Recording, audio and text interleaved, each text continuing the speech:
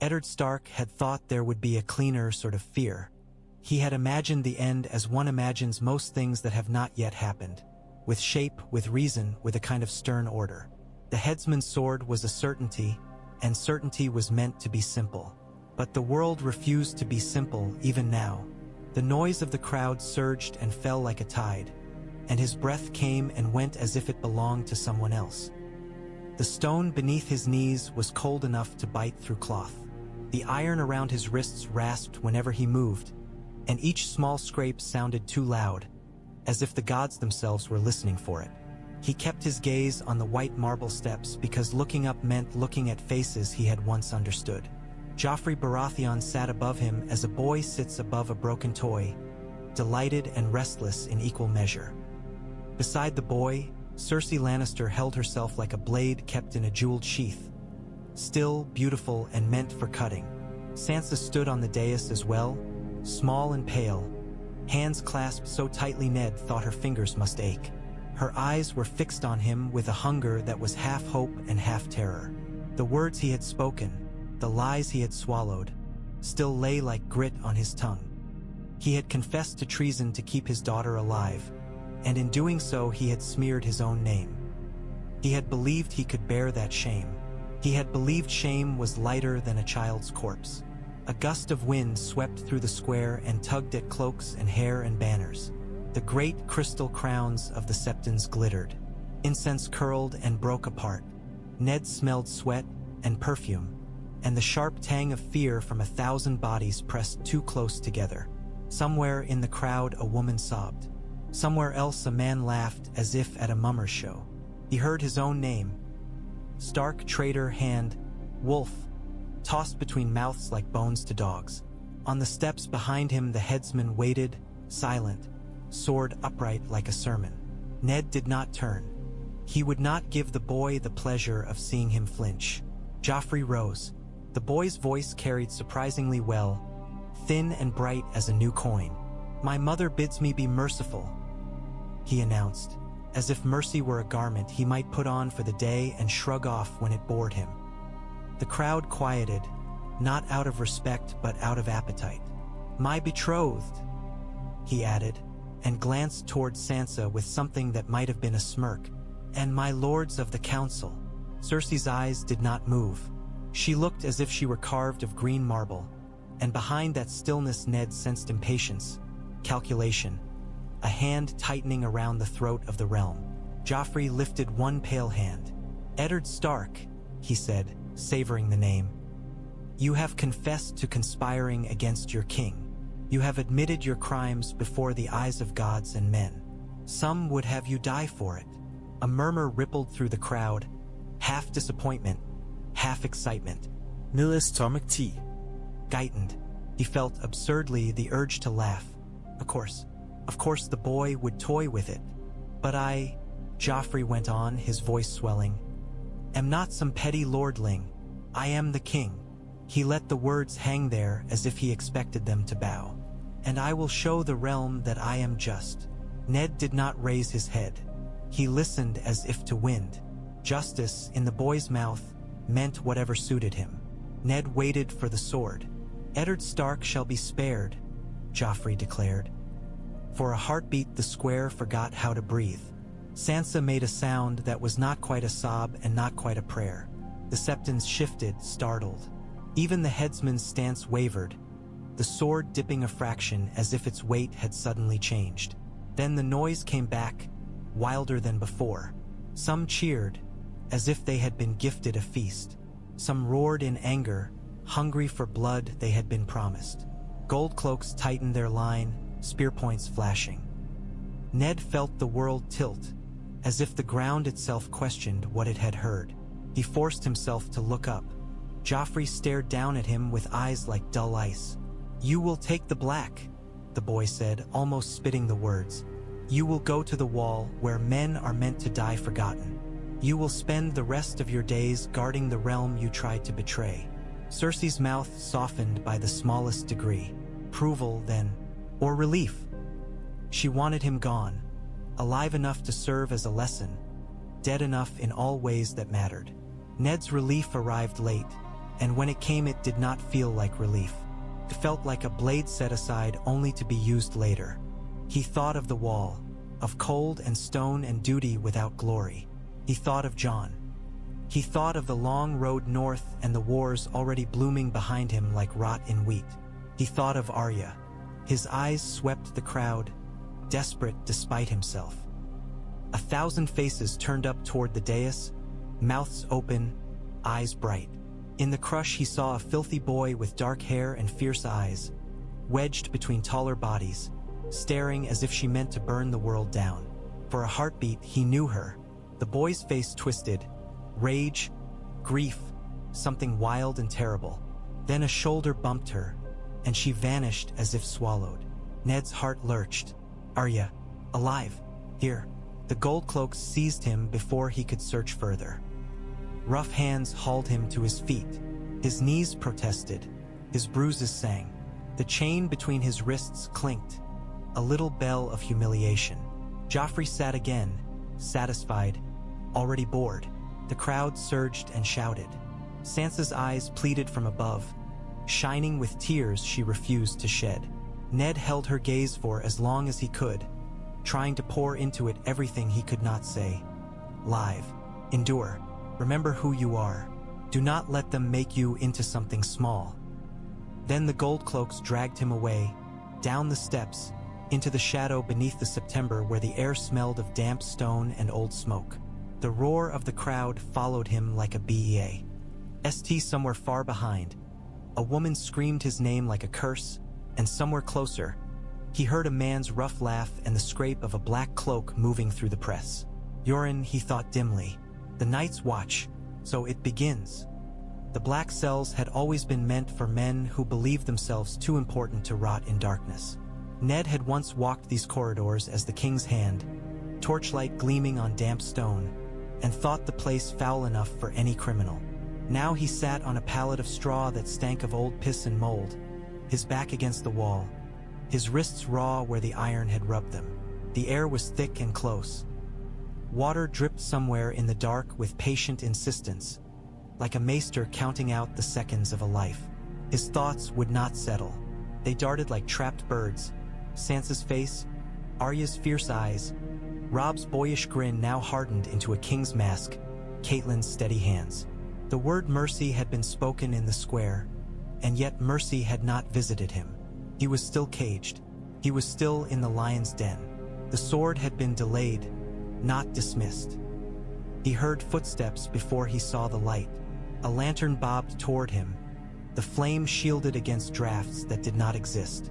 The pale, round face of Varys appeared beyond the bars, soft as bread and just as untrustworthy. "My lord," Varys said, voice low, as if they were in a sept and not a pit. Or perhaps I should say, brother. Ned did not rise. There was no room for dignity in a cell that smelled of rats. "You should say nothing," he answered. His throat ached. "Words have done enough damage." Varys gave a delicate sigh, the sound of a man pained by ugliness.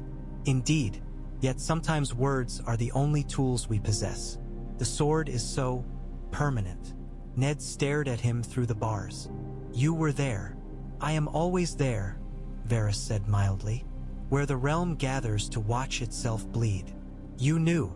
Varys's hands folded over the lantern's handle. His rings caught the light, garnet, emerald, amethyst, small captured flames. "I knew the king might be persuaded," he said, and his smile was thin as thread. "I knew the queen would prefer you alive. A dead man cannot be used." "And my daughters?" The question came out harsher than Ned intended. "Sansa? Arya?"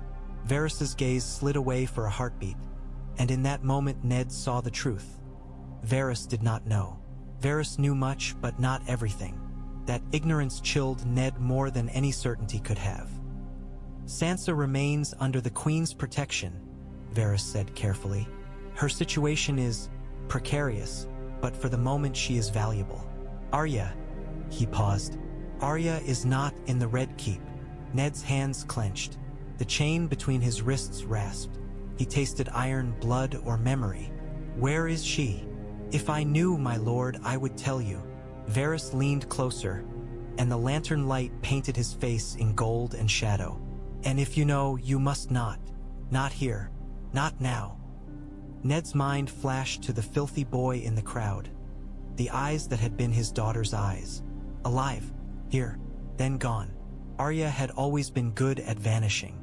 Varys straightened, smoothing the front of his robes as if to brush away the stench of the dungeon. "You will leave. Within the day," he said. "Yoren has been summoned. The Watch wishes to claim what the realm casts aside." "The realm," Ned murmured, and the word tasted bitter. "The realm cast aside honor long before it cast aside me." Varys's smile did not reach his eyes. "Honor is a lovely thing," he said, "like a song. It stirs the heart, it brings tears to the eyes, and it does not stop a knife." Ned's jaw tightened. "Why are you here, Varys?" "To gloat." "To warn," Varys replied, and for the first time his voice carried something like urgency. "The road north is not safe.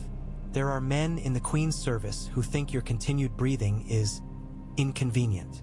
She spared me. The Queen spared you. The King is a boy. Boys change their minds with the wind." Varys's fingers tightened on the lantern.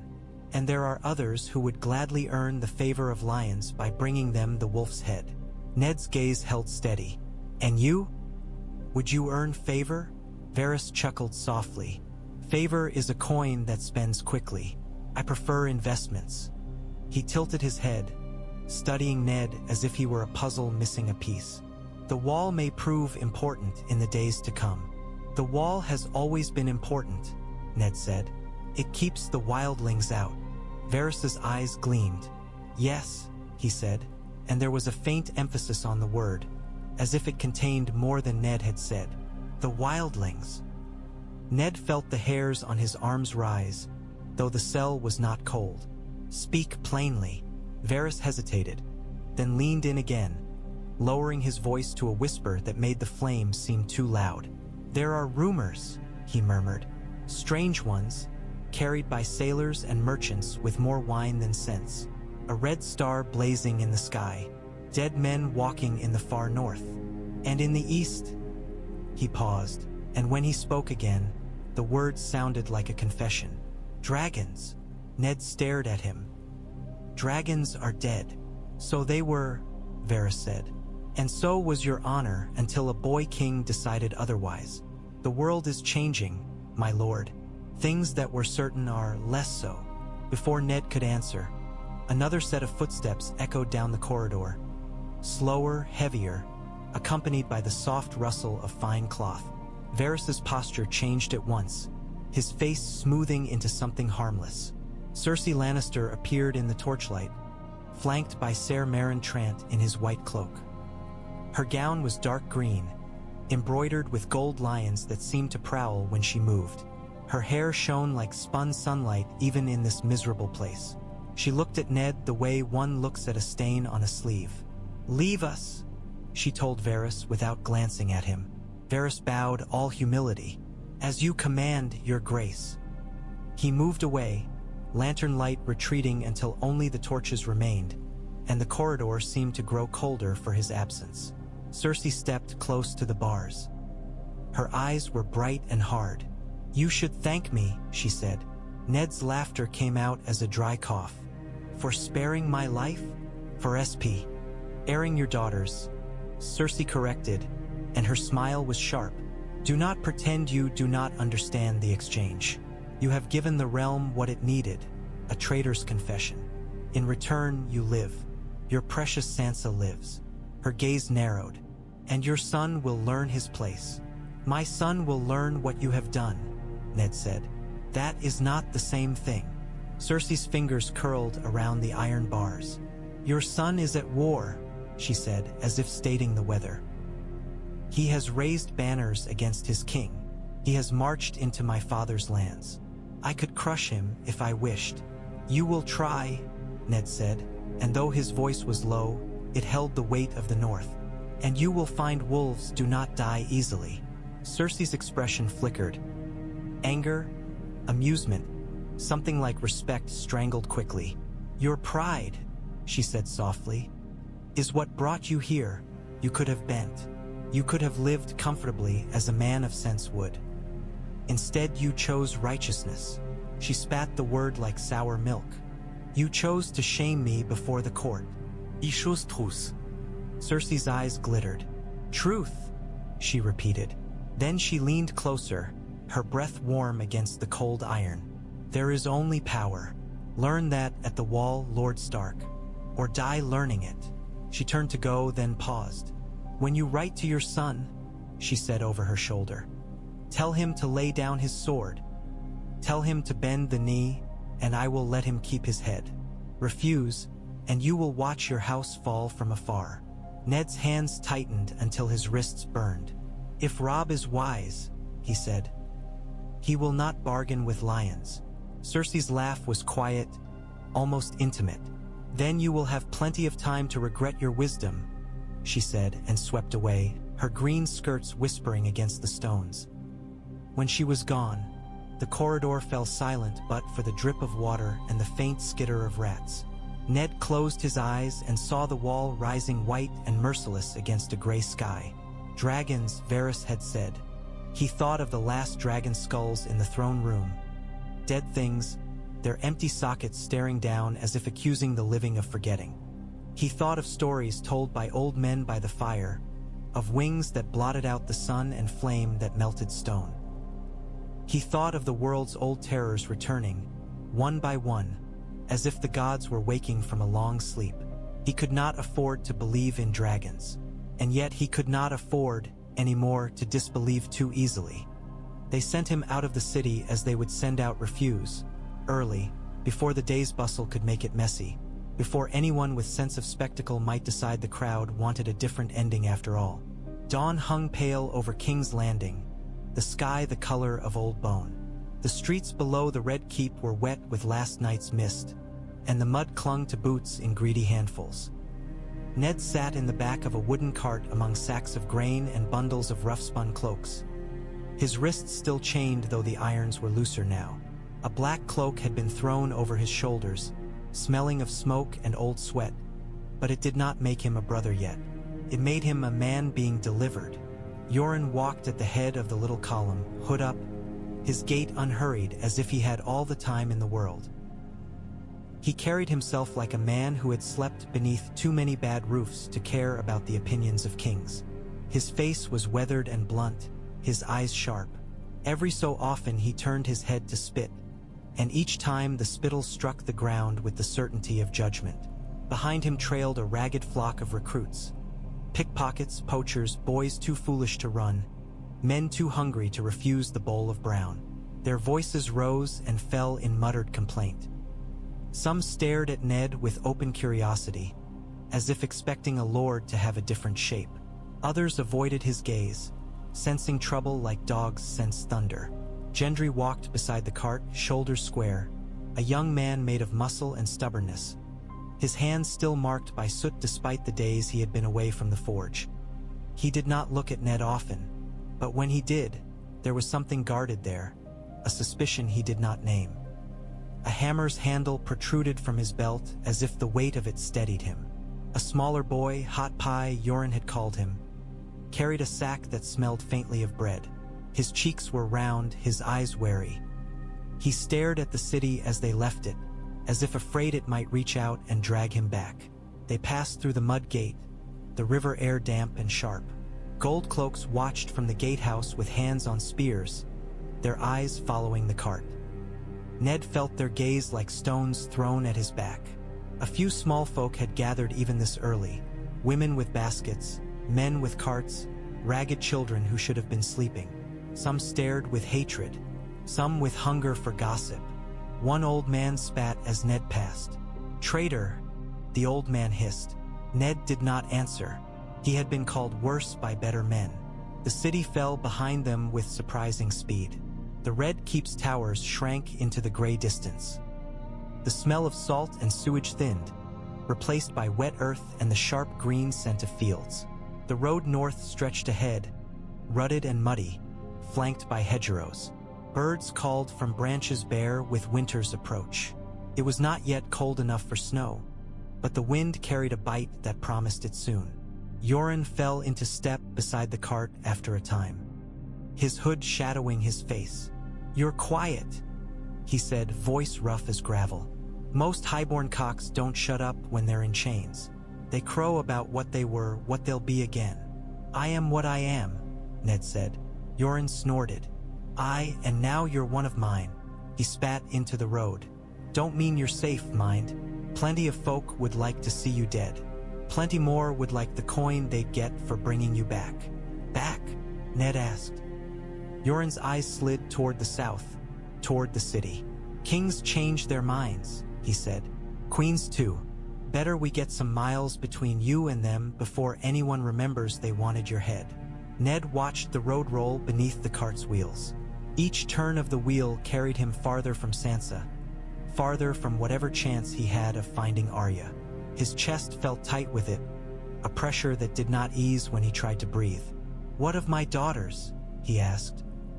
Yoren glanced at him, and for the first time there was something like sympathy in his gaze, quickly buried. "Don't know," he said bluntly. "Don't care, if I'm honest. Not my business. My business is taking black crows north." He jerked his head. "And keeping him alive long enough to get there." Ned clenched his jaw. It was as he had always known. The Watch had no room for the troubles of lords.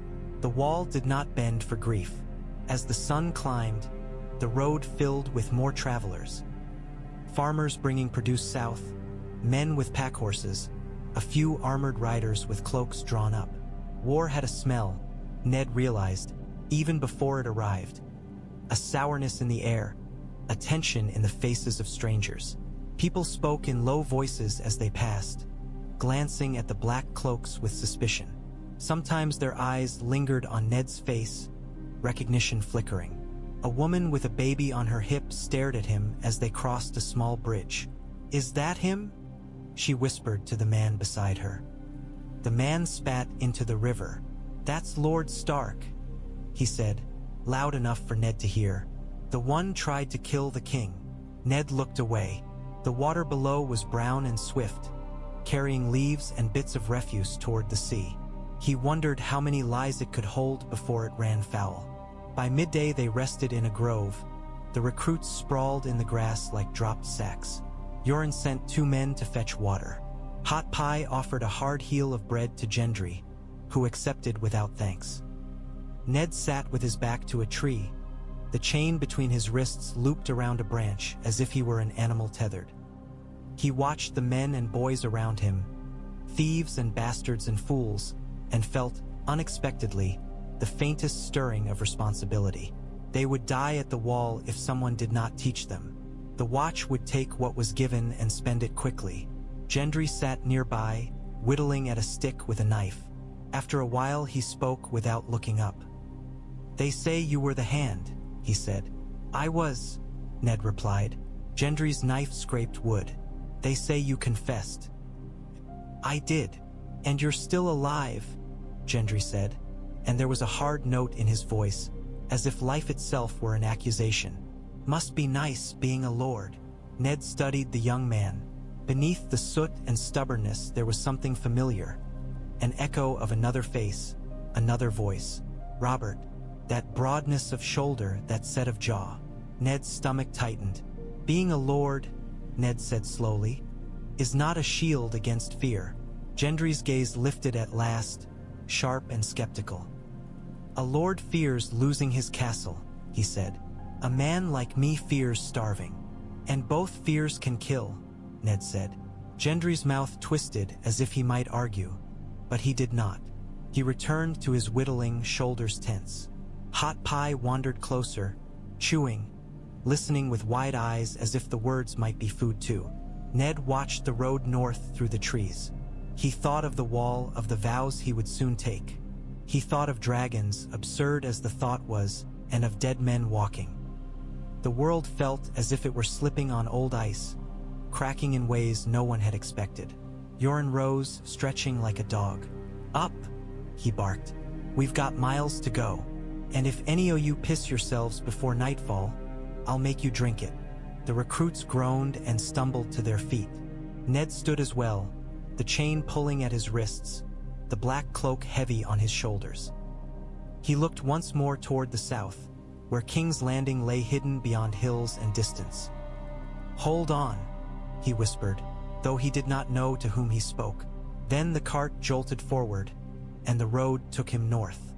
The attack came in the afternoon, when the road narrowed and the trees crowded close enough to feel like walls. Ned heard it first, not the men but the change in birdsong. The chatter in the branches faltered, then stopped. A hush fell that was too sudden to be natural. Yoren's head snapped up. His hand went to the hilt of the short sword at his hip. "Hold," Yoren muttered, not to Ned but to the men around him, and the word carried the weight of a man who had learned to listen to silence. The cart creaked forward another few yards. The ruts were deep here, filled with black water. Mud sucked at boots. The recruits trudged along with heads down, too tired to notice danger until it was upon them. A twig snapped to the left. Then men burst from the brush like wolves from a den. They wore leather and mail, cloaks the color of dried blood. Some had helms pulled low. Others were bareheaded, hair damp with sweat despite the chill. Lion pins gleamed at a few throats. Their blades were out, and there was no hesitation in them. No shouted challenge, no demand for surrender. This was not a robbery. This was a killing. "Watch!" Yoren roared, and his voice cracked like a whip through the trees. "To me!" The first man lunged at the cart, sword aimed for Ned's throat. Ned jerked back, the chain biting into his wrists. Instinct moved him before thought could. He swung the chain hard, the iron links a crude flail, and the man's blade glanced off a shackle with a shriek of metal. The chain caught the attacker across the face. Blood sprayed, dark against pale bark. The man stumbled, cursing. Ned's heart pounded. His body remembered fighting, even if his joints ached and his legs still carried the ghost of pain from his injury. He hauled himself toward the edge of the cart, boots slipping on the wet boards. Another man grabbed for him, hands reaching like claws. "Hold him!" someone shouted. Ned twisted, drove his shoulder into the man's chest. They both went down into the mud, the impact knocking the breath from Ned's lungs. Cold water soaked through his clothes. The man's fingers fumbled for Ned's throat, but Ned's chain was between them. He yanked it hard, and the iron links slammed into the man's knuckles. The attacker cried out, and Ned used the moment to shove him away. Around them chaos blossomed. Recruits screamed. Steel rang against steel. Yoren moved like a man who had done this too many times to count. His short sword hacking and stabbing. His curses loud enough to make the trees blush. Gendry had grabbed a thick stick, an uprooted branch, heavy as a hammer, and swung it with the grim efficiency of a smith. The stick cracked against a helm, and the man went down with a sound like meat on a block. Hot Pie tried to run and tripped in the mud. He fell hard, hands scrabbling, eyes wide with terror. A rider or a man who moved like one charged toward him with a dagger raised. "No!" Ned shouted, though his voice came out hoarse. The attacker reached T-Pie and seized the boy by the collar. The dagger lifted. Something small and fast darted from behind a tree. A blade flashed short, quick, driven with all the fury of a storm packed into a child's arm. The man grunted, surprise more than pain, and staggered back, a dark stain spreading on his side. The dagger dropped. Hot Pie stared up, blinking as if the world had turned into a nightmare. The figure who had struck was a boy, thin, filthy, hair cut ragged. His eyes were bright with a wildness Ned recognized even through the grime. The boy held the blade as if it were an extension of his hand, breathing hard. "Arya." The name thundered in Ned's skull. He did not speak it. He could not. To speak it would be to tear the disguise away and paint her with a target. "Go!" The boy snarled at Hot Pie in a voice too fierce for a child. "Get up! Move!" Hot Pie scrambled backward, sobbing. Ned's gaze locked on the boy's face for a heartbeat, and the world narrowed to those eyes, gray and furious, full of knives and hurt. Then another attacker barreled toward them, and the boy spun away, vanishing into the trees like a shadow. Ned forced himself back into the fight. A man came at him with a club swinging low. Ned threw up his chained wrists, the iron taking the blow with a jolt that made his arms go numb. He stumbled, nearly falling, and tasted blood where he'd bitten his tongue. "Lord!" Yoren shouted, and there was no time to correct him. Yoren slashed at a man's leg, cutting through leather. The man fell screaming. "Get back to the cart," Ned tried. Mud dragged at his boots. A blade nicked his shoulder, hot pain slicing through cold. He grunted, swung his chain again, catching the attacker across the jaw. Teeth clicked. The man reeled. Gendry surged forward, stick raised. He brought it down with a sound like a hammer on iron. The attacker crumpled. Gendry's face was smeared with mud and blood, eyes hard. "Move!" he barked at Ned, and for a moment he looked older than his years. The ambush did not last long. It could not with Yoren fighting like a cornered bear and the recruits. Some of them, desperate enough to bite and scratch and throw stones. But it was long enough to spill blood into the mud, long enough for screams to echo between trees. When the last attacker broke and fled into the brush, Yoren spat and kicked a fallen sword away. "Cowards!" he growled. "Not even worth the steel." Ned leaned against the cart, chest heaving. His shoulder burned where the blade had cut him. The chain hung heavy from his wrists, slick with mud. He looked at the bodies. 2 recruits dead. 1 attacker lying still with eyes open to the gray sky. Hot Pie sat in the mud, shaking, face streaked with tears and dirt. Gendry stood over him, breathing hard, stick still clenched as if he expected another wave. And somewhere among the trees, a skinny boy with a blade and a wolf's eyes had vanished. Yoren wiped his sword on a dead man's cloak. "They were after Yo." "You," he said to Ned, not bothering to lower his voice. "No question. Lions want their wolf dead even when they've sent him off." Ned swallowed. "We should move," he said. "Aye." Yoren looked around, eyes narrowing as if he could sense eyes on them. "Before they come back with more." They dragged the dead off the road and covered them with leaves. Felt like an insult, but it was what time allowed. Yoren pushed the recruits into motion again, cursing them north. The cart jolted forward.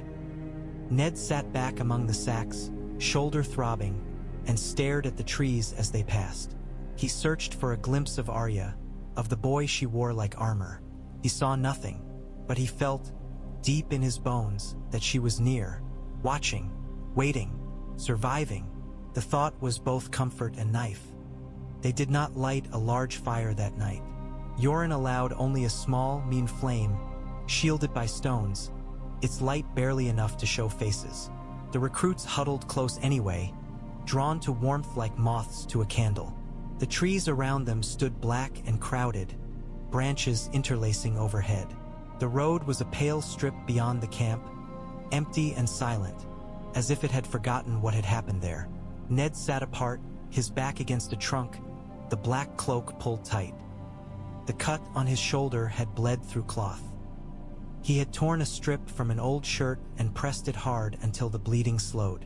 Now he worked a needle through the fabric with stiff fingers, making crude stitches as Caitlin had taught him years ago in a winter so long past it felt like another life. The thread tugged, pain flaring, and he bit it down, refusing to give the night the sound of his weakness. Across the small fire, Yoren sharpened his sword with a whetstone, the rasping sound steady and harsh. The old crow's face was half in shadow, half in firelight, making him look like a man carved from soot and ember. He did not speak much. He did not need to. His silence was a warning. Sleep if you can, but do not trust it. Gendry stared into the flame as if it held answers. His knuckles were scraped, and he had a bruise blooming on his cheek. He turned a stone over and over in his hand, the motion restless. Hot Pie sat beside him, clutching a tin cup as if it were armor, his eyes darting at every crack of branch, every whisper of wind. And in the shadow beyond the firelight, a boy sat with hood up and knees drawn close, watching Ned with a stillness that did not belong to a stranger. Ned felt the gaze on him like a hand pressing between his shoulder blades. He kept his own eyes on his stitching, on the small, precise work, because if he looked too directly he feared what he might see. The boy's face was mostly hidden, but now and then the firelight caught a glimpse, dirty cheeks, dark lashes, the sharp line of a jaw too fine for a stable boy. Ned's chest tightened. Arya, his Arya, wrapped in rags and stubborn fury, sitting 10 paces away and pretending to be something else. He wanted to call her name. He wanted to pull her into his arms and feel her solid and alive. He wanted to say he was sorry. Sorry for sending her south, sorry for failing her, sorry for leaving her to wolves. But the world was full of wolves now, and her disguise was the only skin she had. To break it would be to kill her. So he did what he had always done when he could not speak truth. He spoke around it. "Boy," he said quietly, keeping his voice casual, as if addressing any of the recruits. The hooded figure stiffened. Ned held his needle poised. "You fought today," he said. "You saved a life." Pause. Then a muttered reply, roughened on purpose. "Didn't want to see him gutted." Ned almost smiled.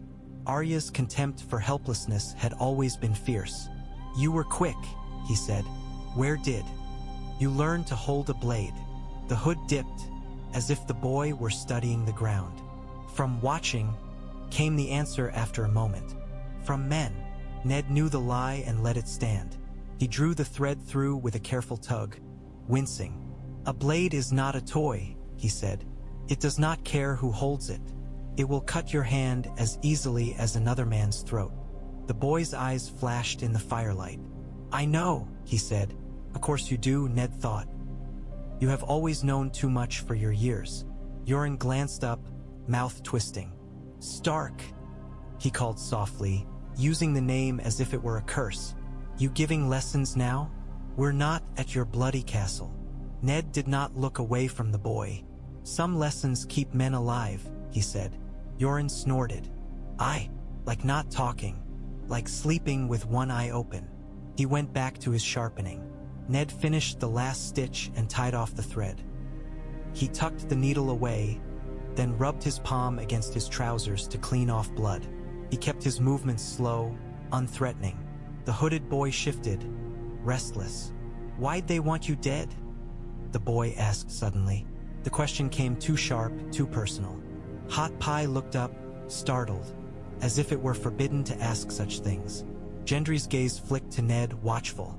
Ned breathed in, the cold air biting. "Because men want what they do not have," he said. "And because I said things some powerful people did not wish spoken." The boy leaned forward a fraction. "Truth." Ned's throat tightened. "Something like it." For a moment the fire snapped and popped, sparks rising like tiny dying stars. Then the boy spoke again, voice lower. "Did you see your daughter? The pretty one, Sansa?" Ned's hands clenched beneath his cloak. "I saw her," he said. "She is alive." The boy's posture went rigid. The hood hid the face, but Ned could feel the emotion behind it. A surge like a wave striking rocks. "And the other one?" the boy asked, too quickly, too carelessly.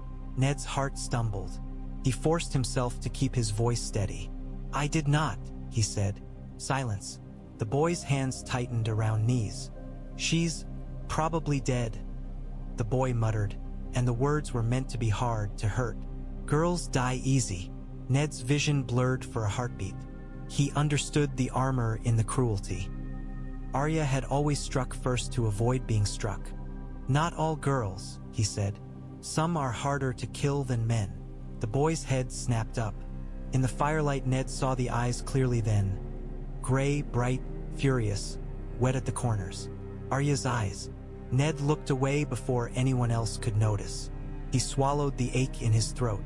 "If you travel north," he said, still addressing the boy as if he were any boy, "you must learn patience. Northmen live with winter. We endure." The boy's voice came out small despite the effort. "I can endure," he said. "I know," Ned murmured. Later, when the recruits slept in uneasy knots, Ned lay with his back to the tree and stared up at the branches blocking the sky. He listened to breaths, to the crackle of the fire, to the distant hoot of an owl. He did not sleep. He could not. Once he heard a soft rustle and opened his eyes to see the hooded boy moving quietly beyond the firelight, slipping between trees with the grace of a shadow. A moment later, the boy was gone, swallowed by dark. Ned's chest tightened with fear of what might catch her, of what might happen if she wandered too far.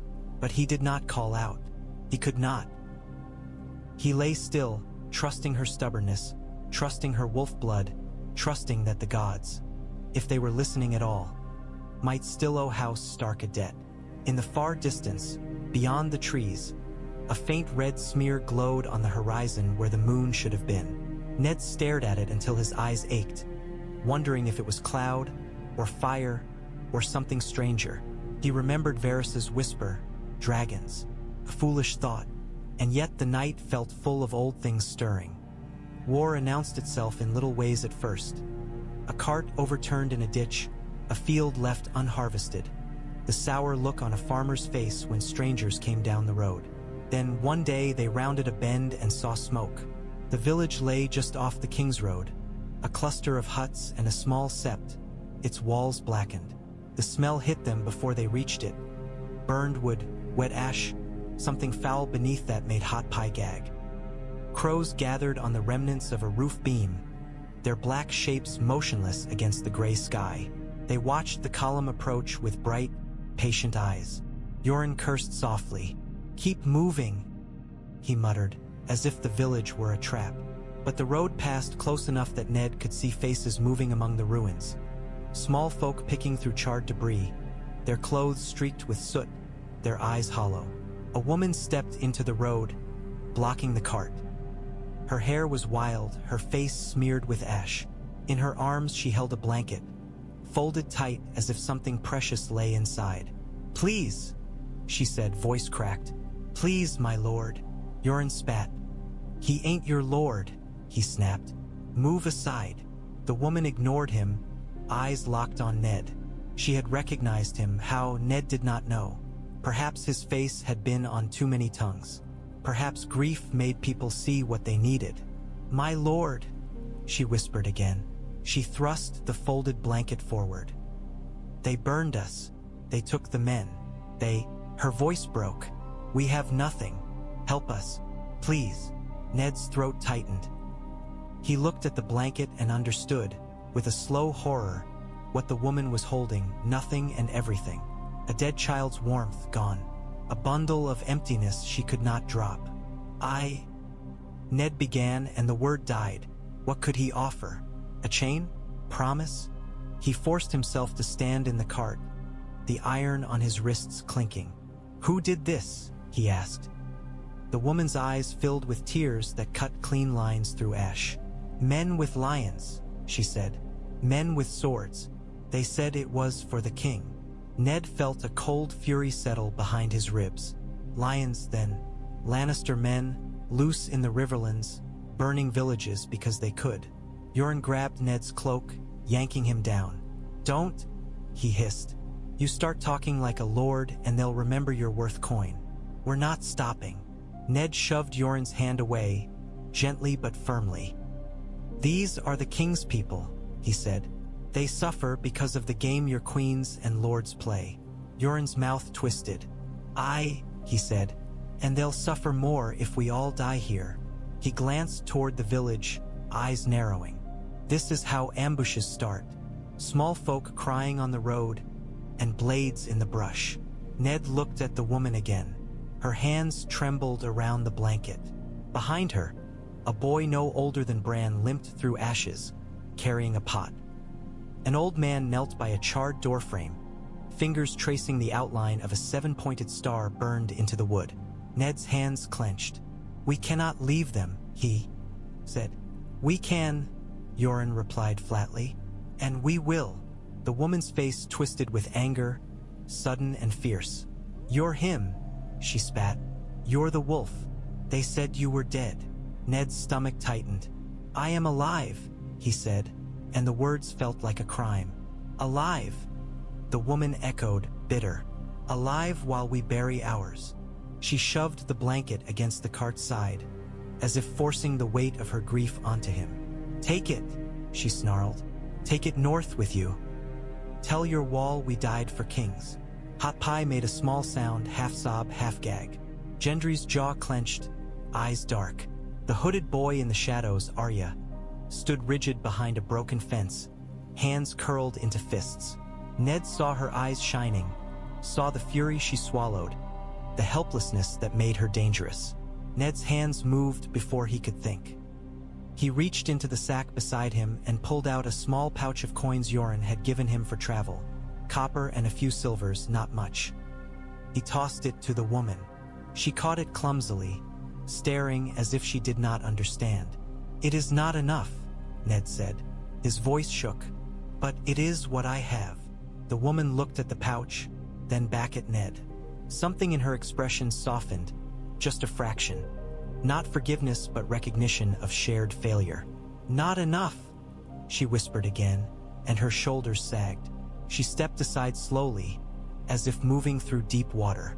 Yoren clicked his tongue, annoyed. "You'll have us all dead," he muttered, but he signaled the recruits forward. The cart rolled on. The village slid past, smoke trailing behind like a funeral veil. Ned watched until the last charred beam disappeared behind trees. He felt the pouch's loss like a weight, though it had been small. He felt the woman's blanket still pressed against his mind, heavy as stone. That night, as they camped by a stream, the recruits spoke in low voices about burned villages and marauders. One man said the Riverlands were crawling with lions and wolves both, killing anyone caught between. Another said the gods had sent a red comet as a warning. "A red star," Hot Pie whispered, wide-eyed. "I seen it, in the city, like a bloody sword in the sky." Gendry snorted. "Stars don't care about men," he said. Ned liste ned, silent. In his mind, Varys's whisper returned. Dragons, dead men, the world changing. Arya sat near the edge of the firelight, hood up, listening too. When someone mentioned lions burning villages, she looked at Ned with eyes sharp as drawn steel. He held her gaze for a moment, and in it he saw the child she had been and the killer she might become. North, he thought. We must get her north. But the road north ran through a realm that was eating itself alive. The first snow found them 2 nights later, a thin, hesitant thing that melted on skin and turned the road to slick mud. It fell without ceremony, as if winter had been waiting for permission and finally decided it no longer needed it. Ned lay beneath his black cloak and listened to the hush the snow brought. The recruits slept fitfully, moaning now and then, muttering names and curses. Yoren kept watch, a dark shape by the dying fire. The trees were skeletal here, branches clawing at the sky. Above them, the clouds were thin enough that the stars showed through in patches. Cold points of light scattered like nails hammered into darkness. Ned closed his eyes and tried to find rest. Instead, memory found him. He was back in the south, years gone, the air thick with heat and blood. The Tower of Joy rose pale against a cruel blue sky. Dust clung to sweat. Horses snorted, uneasy. 3 men in white cloaks stood before the tower door. Ser Arthur Dane, Ser Oswell Went, Ser Gerald Hightower. Steel and honor and death, all wrapped in Kingsguard white. "Woe to the usurper if we had been," one of them said, and the words echoed in Ned's skull, distorted by time. Then the dream shifted. He was climbing stone steps 2 at a time, sword heavy in his hand, heart beating so hard it hurt. The air inside the tower was cooler, smelling faintly of roses, blue roses and blood. Lyanna lay on a bed soaked red. Her face was pale, lips cracked, eyes too bright. She reached for him with fingers that trembled. "Ned," she whispered. He fell to his knees beside her, the sound of it lost in the roar of his own heartbeat.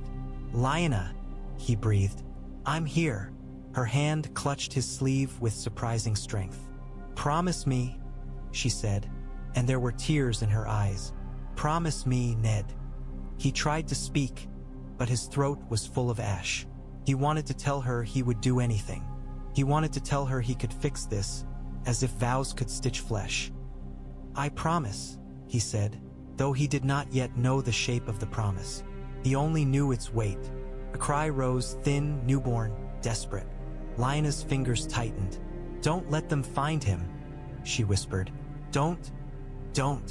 The dream splintered like ice underfoot. The room dissolved. The smell of roses turned to smoke. The newborn cry became the screech of a raven. Ned's eyes flew open. Snow drifted down through the branches, faint as ash. The fire had burned low, leaving only red coals. His breath fogged in the air. For a moment he did not know where he was, only that his heart was racing as if pursued. A sound came again, the harsh rasp of wings. Ned lifted his head slowly. On a branch above him, a raven sat, watching. Its feathers were blacker than the night around it. In the faint starlight, its eyes looked pale, almost white, catching light like frost. Ned's skin prickled. Ravens were common enough, especially on the kingsroad. But there was something in the bird's stillness that unsettled him. It did not caw. It did not shift. It only watched, head tilted, as if listening to thoughts. The red comet hung in the sky beyond the clouds, a smear of blood across darkness.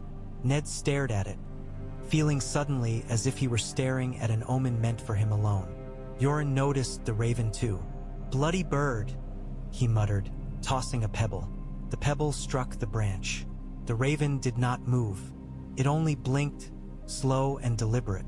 Ned's mouth went dry.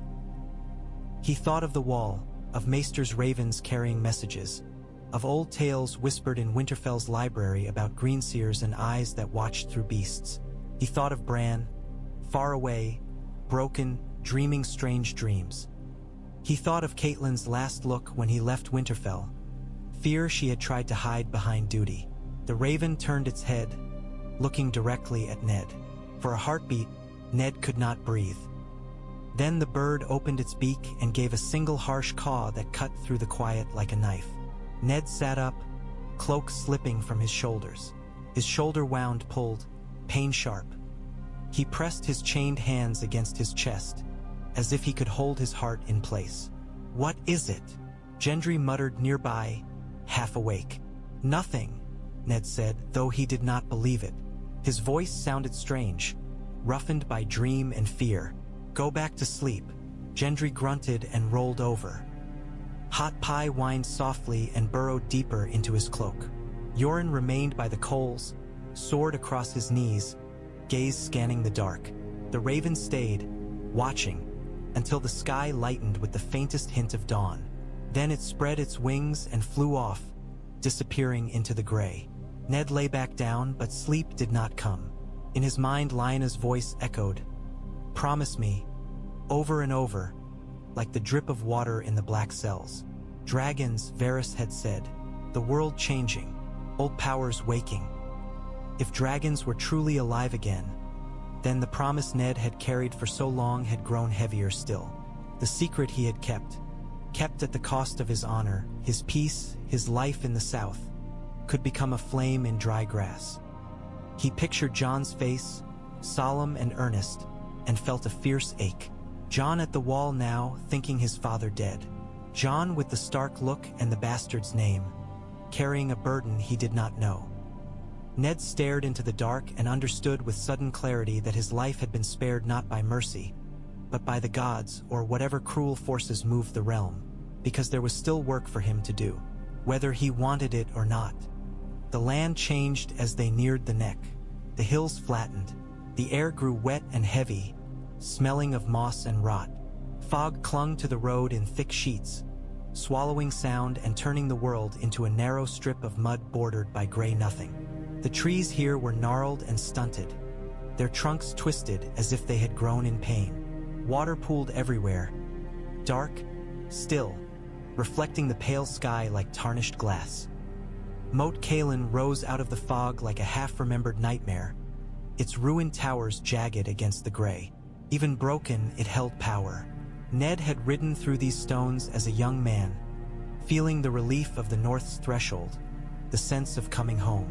Now he passed beneath the crumbling arches in chains, his black cloak damp, his breath fogging in the air. Yoren led them over the wet causeway, boots splashing. "Keep close," he barked.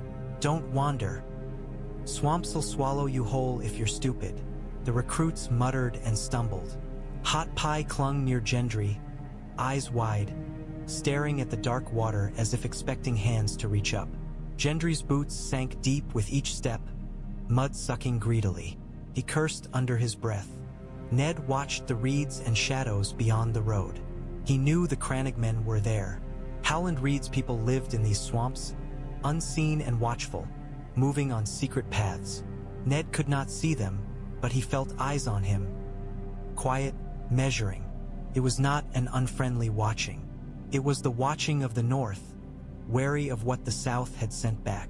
A shape shifted in the fog, too small for a man, too deliberate for a bird. Ned's gaze sharpened. For a moment he thought he saw a spear-tip gleam, then it vanished. He swallowed. If Howland Reed knew he passed, would he send word to Winterfell? Would he even dare, with war spreading like fire? The thought of Winterfell hurt like a bruise pressed. It was close enough now that the air tasted like home, and yet impossibly far. Ned could not turn aside. Yoren would not allow it. The Watch would not allow it. The realm, in its cruel order, would not allow it. A faint sound came through the fog, horse hooves, distant. Yoren lifted a hand, halting the column.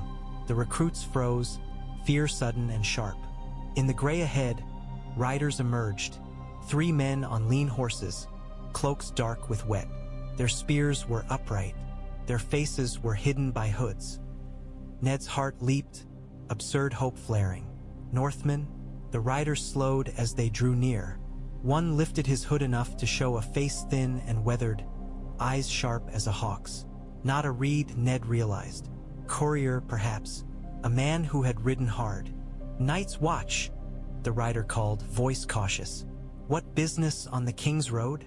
Yoren stepped forward. "Taking recruits," he said gruffly. "And taking this one." He jerked his chin toward Ned. The rider's gaze slid to Ned's face. Recognition flickered. Surprise. Then something like pity quickly buried. "Lord Stark," he said, not loudly, but with respect. Ned's throat tightened. "What news?" he asked before he could stop himself. The rider hesitated, glancing at his companions. "News," he echoed. "There's only news now." He looked back at Ned. "Your son's taken the twins," he said. "They say he crossed with Lord Walder's leave." Rob. Ned felt a fierce swell of pride and fear. And he's beaten the lions twice," the rider said. "Whisperers call him the young wolf. Some call him..." He swallowed, uneasy. "Some call him king." Ned's chest clenched. "No," he whispered. Yoren barked a laugh. "Kings," he spat. "Every fool wants a crown." Ned stared into the fog, seeing not swamp but Winterfell's great hall, banners hanging. His son standing where he should not stand, too young to bear such weight. He had told Robb to be cautious. He had told him to protect his sisters. He had told him to remember duty. Had Robb listened? Or had grief and rage driven him into a title that would draw every blade in the realm? Arya, still disguised, still silent, walked close enough that Ned could sense her. He felt her tension, the way her shoulders rose at the mention of Robb. He wanted to reach for her hand. He did not. The rider cleared his throat. "The Riverlands burn," he said. "Lannister men raid villages. Stark men raid back. There's talk the Greyjoys are stirring. And," his voice lowered, "there's talk of strange things, too. A red comet in the sky, bright as blood. Some say it's a dragon's tail." Ned's stomach tightened. "Dragons," he murmured. The rider shrugged uneasily. "Just talk," he said. "But folk talk more when they're afraid." Yoren spat into the swamp. "We don't have time for talk," he snapped. "We've got a wall to get to." The riders watched as the column began moving again. The one who had spoken lingered a moment, gaze on Ned. "The North remembers," he said quietly, as if offering a vow. Ned nodded once, unable to trust his voice. As they passed, Ned's gaze dropped to the mud near the road's edge. There, pressed into wet earth, was a track, large, Unmistakable. The imprint of a direwolf's paw. His breath caught. No wild wolf made such a mark. Not in the neck. Not so close to the kingsroad. Could only be a sign of Rob's host nearby. Or something else. The fog thickened, swallowing the track, swallowing the riders, swallowing the ruined towers behind them. The road led on, north and colder, and Ned walked it with chains on his wrists and the weight of too many names in his heart. Snow became a constant as they pushed farther north. It did not fall in delicate flurries anymore. It came down in thick, relentless sheets, driven sideways by wind that cut through cloak and bone. The kingsroad narrowed under drifts. The ruts filled until the cart's wheels groaned. The recruits cursed, their breath steaming, their lips cracked. Hot Pie's cheeks were red with cold, his eyes watery. Gendry's hands were raw, but he kept moving, jaw set like stone. Ned's beard grew crusted with ice. The chain at his wrists felt colder than the air, iron stealing heat from skin. He had stopped feeling humiliation days ago. There was no room for it. There was only forward. One morning, as the gray light seeped into the world, they saw black shapes moving toward them through the snow. Yoren halted the column, hand on sword. The recruits froze, eyes wide. In the white distance, the shapes resolved into men on horses, cloaks snapping in the wind. Black cloaks, ice-crusted, stiff with frozen sleep. The Night's Watch. Ned's heart thudded hard. Castle Black was near. The riders approached slowly, horses weary. Their faces were half hidden by scarves, but their eyes were sharp and tired. One man at the front raised a hand in greeting, then lowered it quickly as if the wind might tear it away. "Yoren," the rider called, voice hoarse. "You're late." Yoren spat. "Roads full o' bloody lions," he growled. "And bloody fools." He jerked his chin at the recruits. "Got fresh meat for you." The rider's gaze swept the column, then paused on Ned. Even under frost and grime, recognition sparked. His eyes widened. "Lord Stark," he said, disbelief roughening his voice. "Eddard Stark," Ned corrected automatically, and the correction felt strange, like putting on old armor that no longer fit. "What news from the wall?" The rider exchanged a look with the man beside him. The second man held a sack slung over his saddle, wrapped in cloth. Something in the way he guarded it made Ned's skin prickle. "Bad news," the rider said. "Worse than lions and kings." Yoren's scowl deepened. "Wildlings?" he demanded. "Mance?" "Aye," the rider said. "Wildlings gather. Thousands. But they're not the worst." He swallowed, throat bobbing. "We found Arthur and Jafer flowers." Ned's mind flashed. Names he did not know, but the weight in the rider's voice mattered. "Rangers?" he asked. The rider nodded. "Missing for days. Came back. Dead."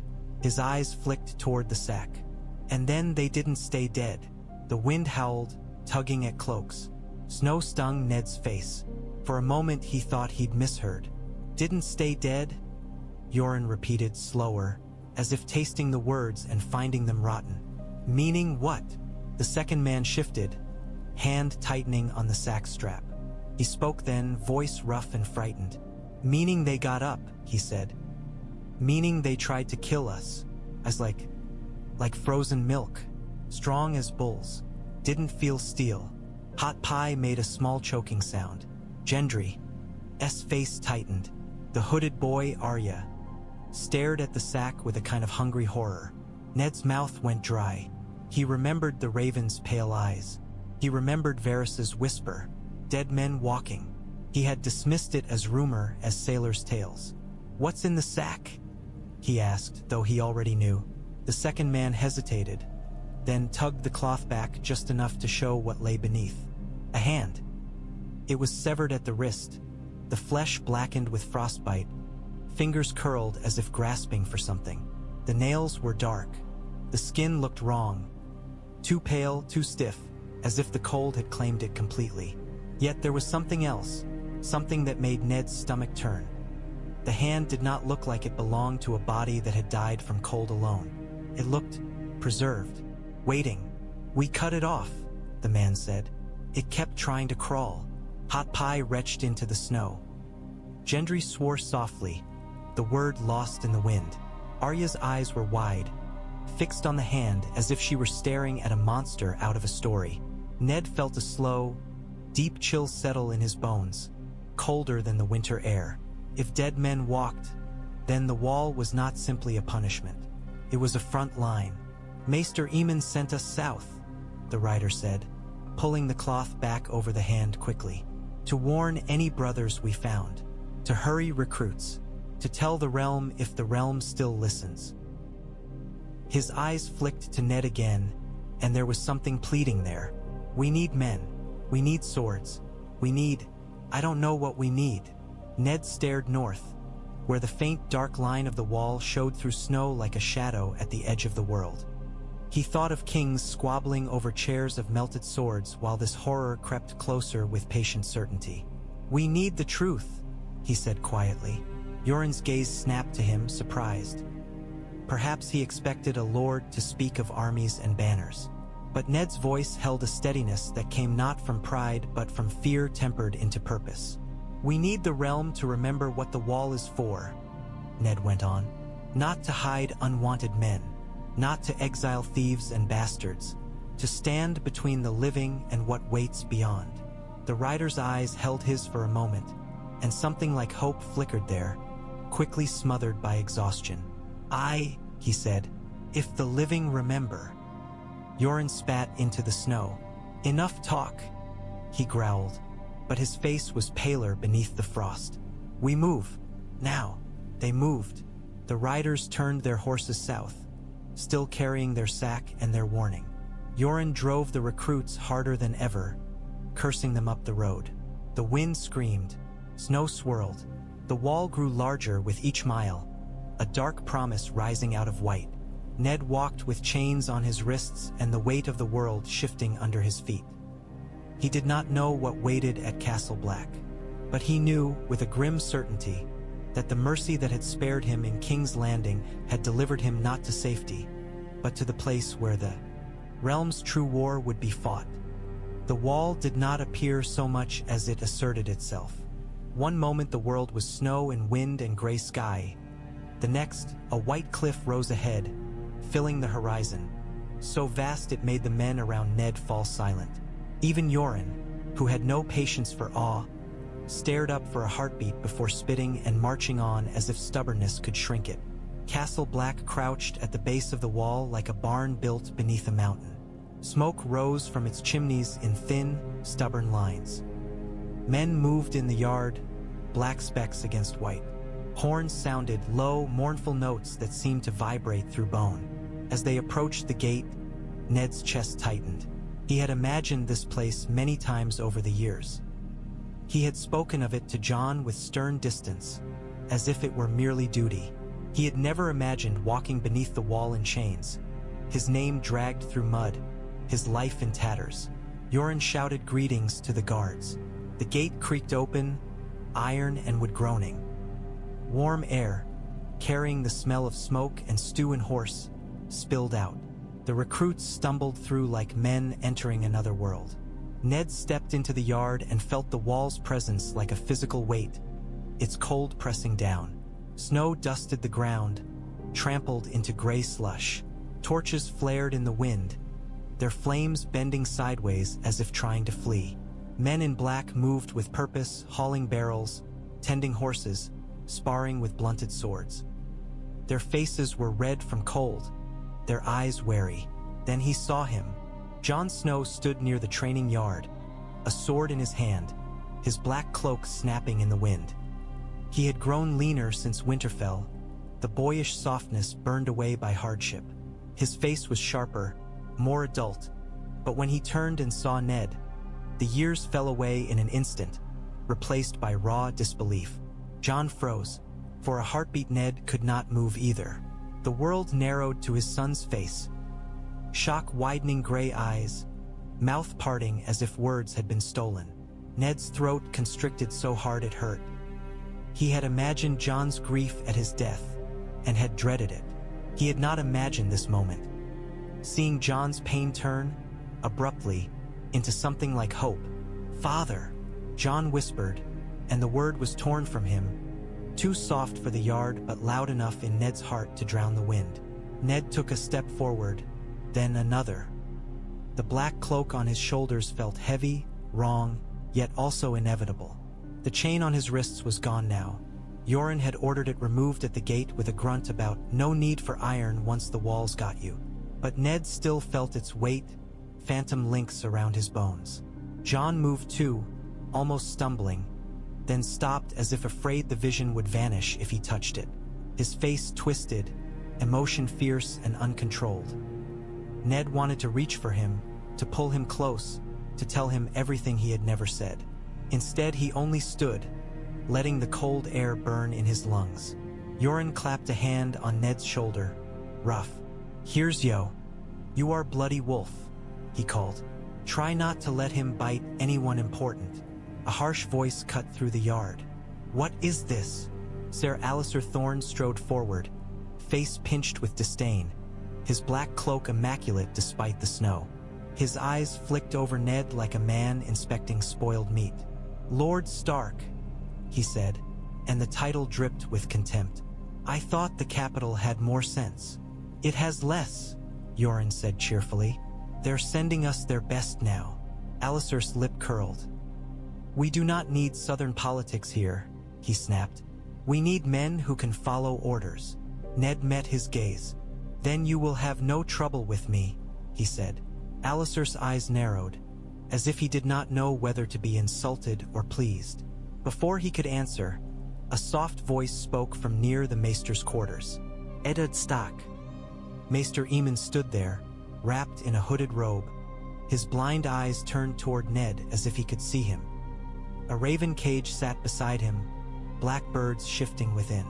One raven cawed, harsh and impatient. "Maester," Ned said, bowing his head, respect automatic. Aemon's face was lined and fragile, yet there was a strength in him that winter had not broken. "The wall receives you," the old man said, "as it receives all who come to it, willingly or not." His mouth tightened. "And it seems the wall is in the habit of receiving more than it should, these days." A shout rose from the far side of the yard. Men dragged something across the slush, a body wrapped in rough cloth. The bundle bumped and slid, leaving a smear of dark on white. Ghost appeared from nowhere, a white blur in the gray, his fur bristling, his teeth bared.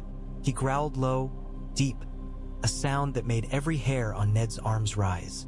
Men shouted, trying to keep the direwolf back. Jon turned sharply, instinct pulling him toward the commotion. "Ghost!"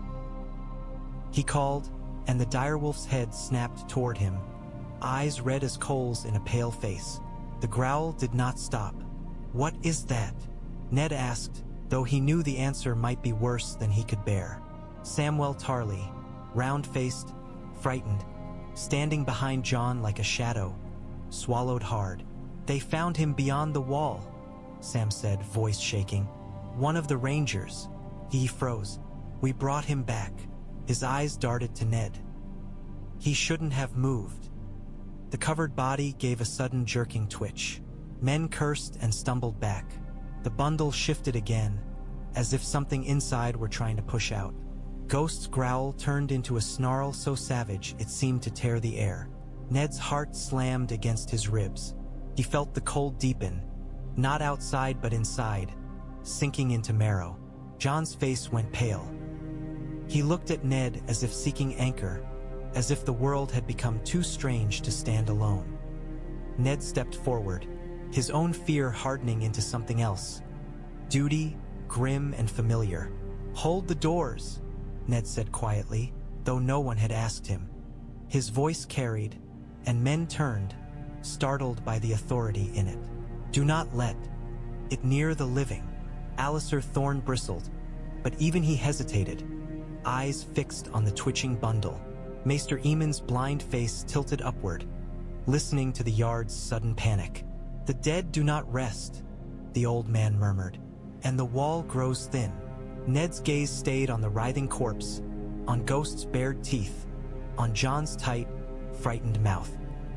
He felt the weight of the black cloak settle fully onto his shoulders, as if the wall itself had claimed him. He had been spared the sword in King's Landing. He had not been spared the war. The thing inside the cloth did not move like a man waking from sleep. It moved like a trapped animal, all jerks and violence, as if death itself were a skin too tight to contain what had crawled back into it.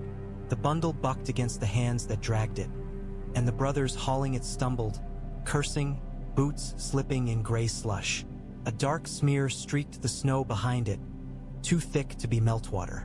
Ghost slammed forward with a snarl that seemed to rip the air. The direwolf's teeth snapped inches from the cloth, and the men holding the corpse lurched back, fear loosening their grip. The bundle twisted again, impossibly strong. "Hold it," Ser Alistair Thorne barked, voice sharp as a whip. "Hold the bloody thing." Men surged forward with spears, points lowered. Their faces were taut with uncertainty. This was not a wildling raid, not a brawl in the yard, not anything their training had prepared them for. Some had the look of boys pretending to be men. Others had the look of men pretending not to be frightened. Ned moved before he thought. The black cloak was still new on his shoulders, still smelled of road and sweat, still felt like borrowed cloth, but his legs knew the ground beneath him. He pushed through the press, ignoring the way brothers stared, ignoring the muttered "Stark" that followed him like a shadow. He saw Jon at the edge of the crowd, face pale, eyes fixed on the writhing corpse with a dread that was too old for his years. Jon's hand hovered near the hilt of his sword, and Ned's heart clenched at the familiar readiness. Stark readiness, the readiness to step between danger and others even when no one asked. "Back," Ned said, not loudly, but with a weight that cut through the shouting. "Give it space. Spear points in close will only tangle you." Alistair's head snapped toward him. "And who are you two?" Another violent jerk cut him off. The cloth tore, and a gray hand thrust out. Fingers stiff, nails black, skin the color of candle wax left too long in cold. The hand clawed at the air as if searching for a throat. The brothers nearest recoiled. One tripped and went down in the slush, scrambling backward like a man fleeing a bear. Ghost lunged again, and this time his teeth caught cloth and flesh together. The corpse's arms snapped toward him, fingers digging into fur, and for a heartbeat the dire wolf and the dead thing struggled like living enemies. Ghost's growl deepened, furious, but there was fear in it too, animal fear of wrongness. "Torches," Ned said. "Fire." Jon was already moving. He snatched a torch from a bracket by the armory door, flame flaring bright against the gray. The wind tried to snuff it, but Jon cupped it, stubborn as he had always been. He shoved toward the corpse, eyes narrowed against smoke and snow. "Hold Ghost," someone shouted. "No," Ned said, and then he was reaching for the dire wolf too, fingers brushing Ghost's bristling fur. Ghost did not want to be held. He wanted to tear. His body was a coil of white muscle and fury. Ned's voice softened without him meaning it to. "Ghost," he said, and the direwolf's ears flicked back at the sound of Jon's voice and Ned's together, as if the wolf did not understand why the pack stood in the snow around a dead thing. Ghost let go and bounded back a step, still snarling, red eyes fixed on the corpse's exposed hand. "Bring chains," Jeor Mormont growled as he pushed through the crowd, broad shoulders filling the space. The Lord Commander's face was carved from weather and war, his beard frosted, his eyes hard. He took in the scene in one quick glance and did not flinch, not because he was not afraid, Ned thought, but because fear was something Jeor Mormont had learned to fold away like a cloak. "Alistair," Mormont snapped, "get men with ropes, now, and someone fetch Donal Noy. I want iron on that thing." Alistair Thorne's mouth tightened, but he moved, barking orders at once, grateful for something to do that did not involve looking at the corpse's clawing hand.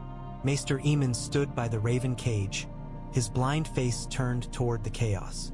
The old man's hands were folded in his sleeves, still, but his mouth worked as if tasting words only he could hear. A raven cawed loudly, agitated, wings beating against the bars. "It should not move," Samwell Tarly whispered, voice shaking. "It shouldn't." "It does," Ned said, and the bluntness of it seemed to steady the boy more than any comfort would have. Jon stepped close with the torch. Heat licked the cloth, smoke curling up. The corpse's hand snapped toward the flame, fingers spasming, and for the first time Ned saw that the thing reacted. Pulled back, not from pain perhaps, but from instinctive hatred of fire. Jon pressed the torch closer. The cloth caught, flame racing along greasy fabric. Smoke thickened. The corpse jerked harder, thrashing in the slush, but the fire bit deep, and suddenly the yard filled with the stench of burned hair and something else. Something sour and ancient, like rot sealed in ice for too long. Brothers stumbled back, coughing.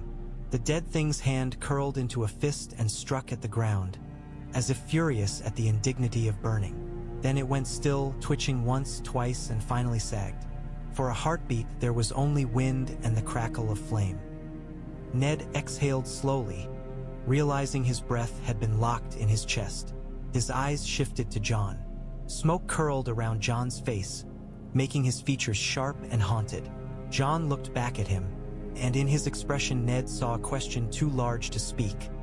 "What is happening to our world?" Jeor Mormont's gaze swept the watching brothers. "Drag it to the ice cells," he ordered. "If it rises again, I want it where it cannot surprise us." His eyes settled on Ned, measuring.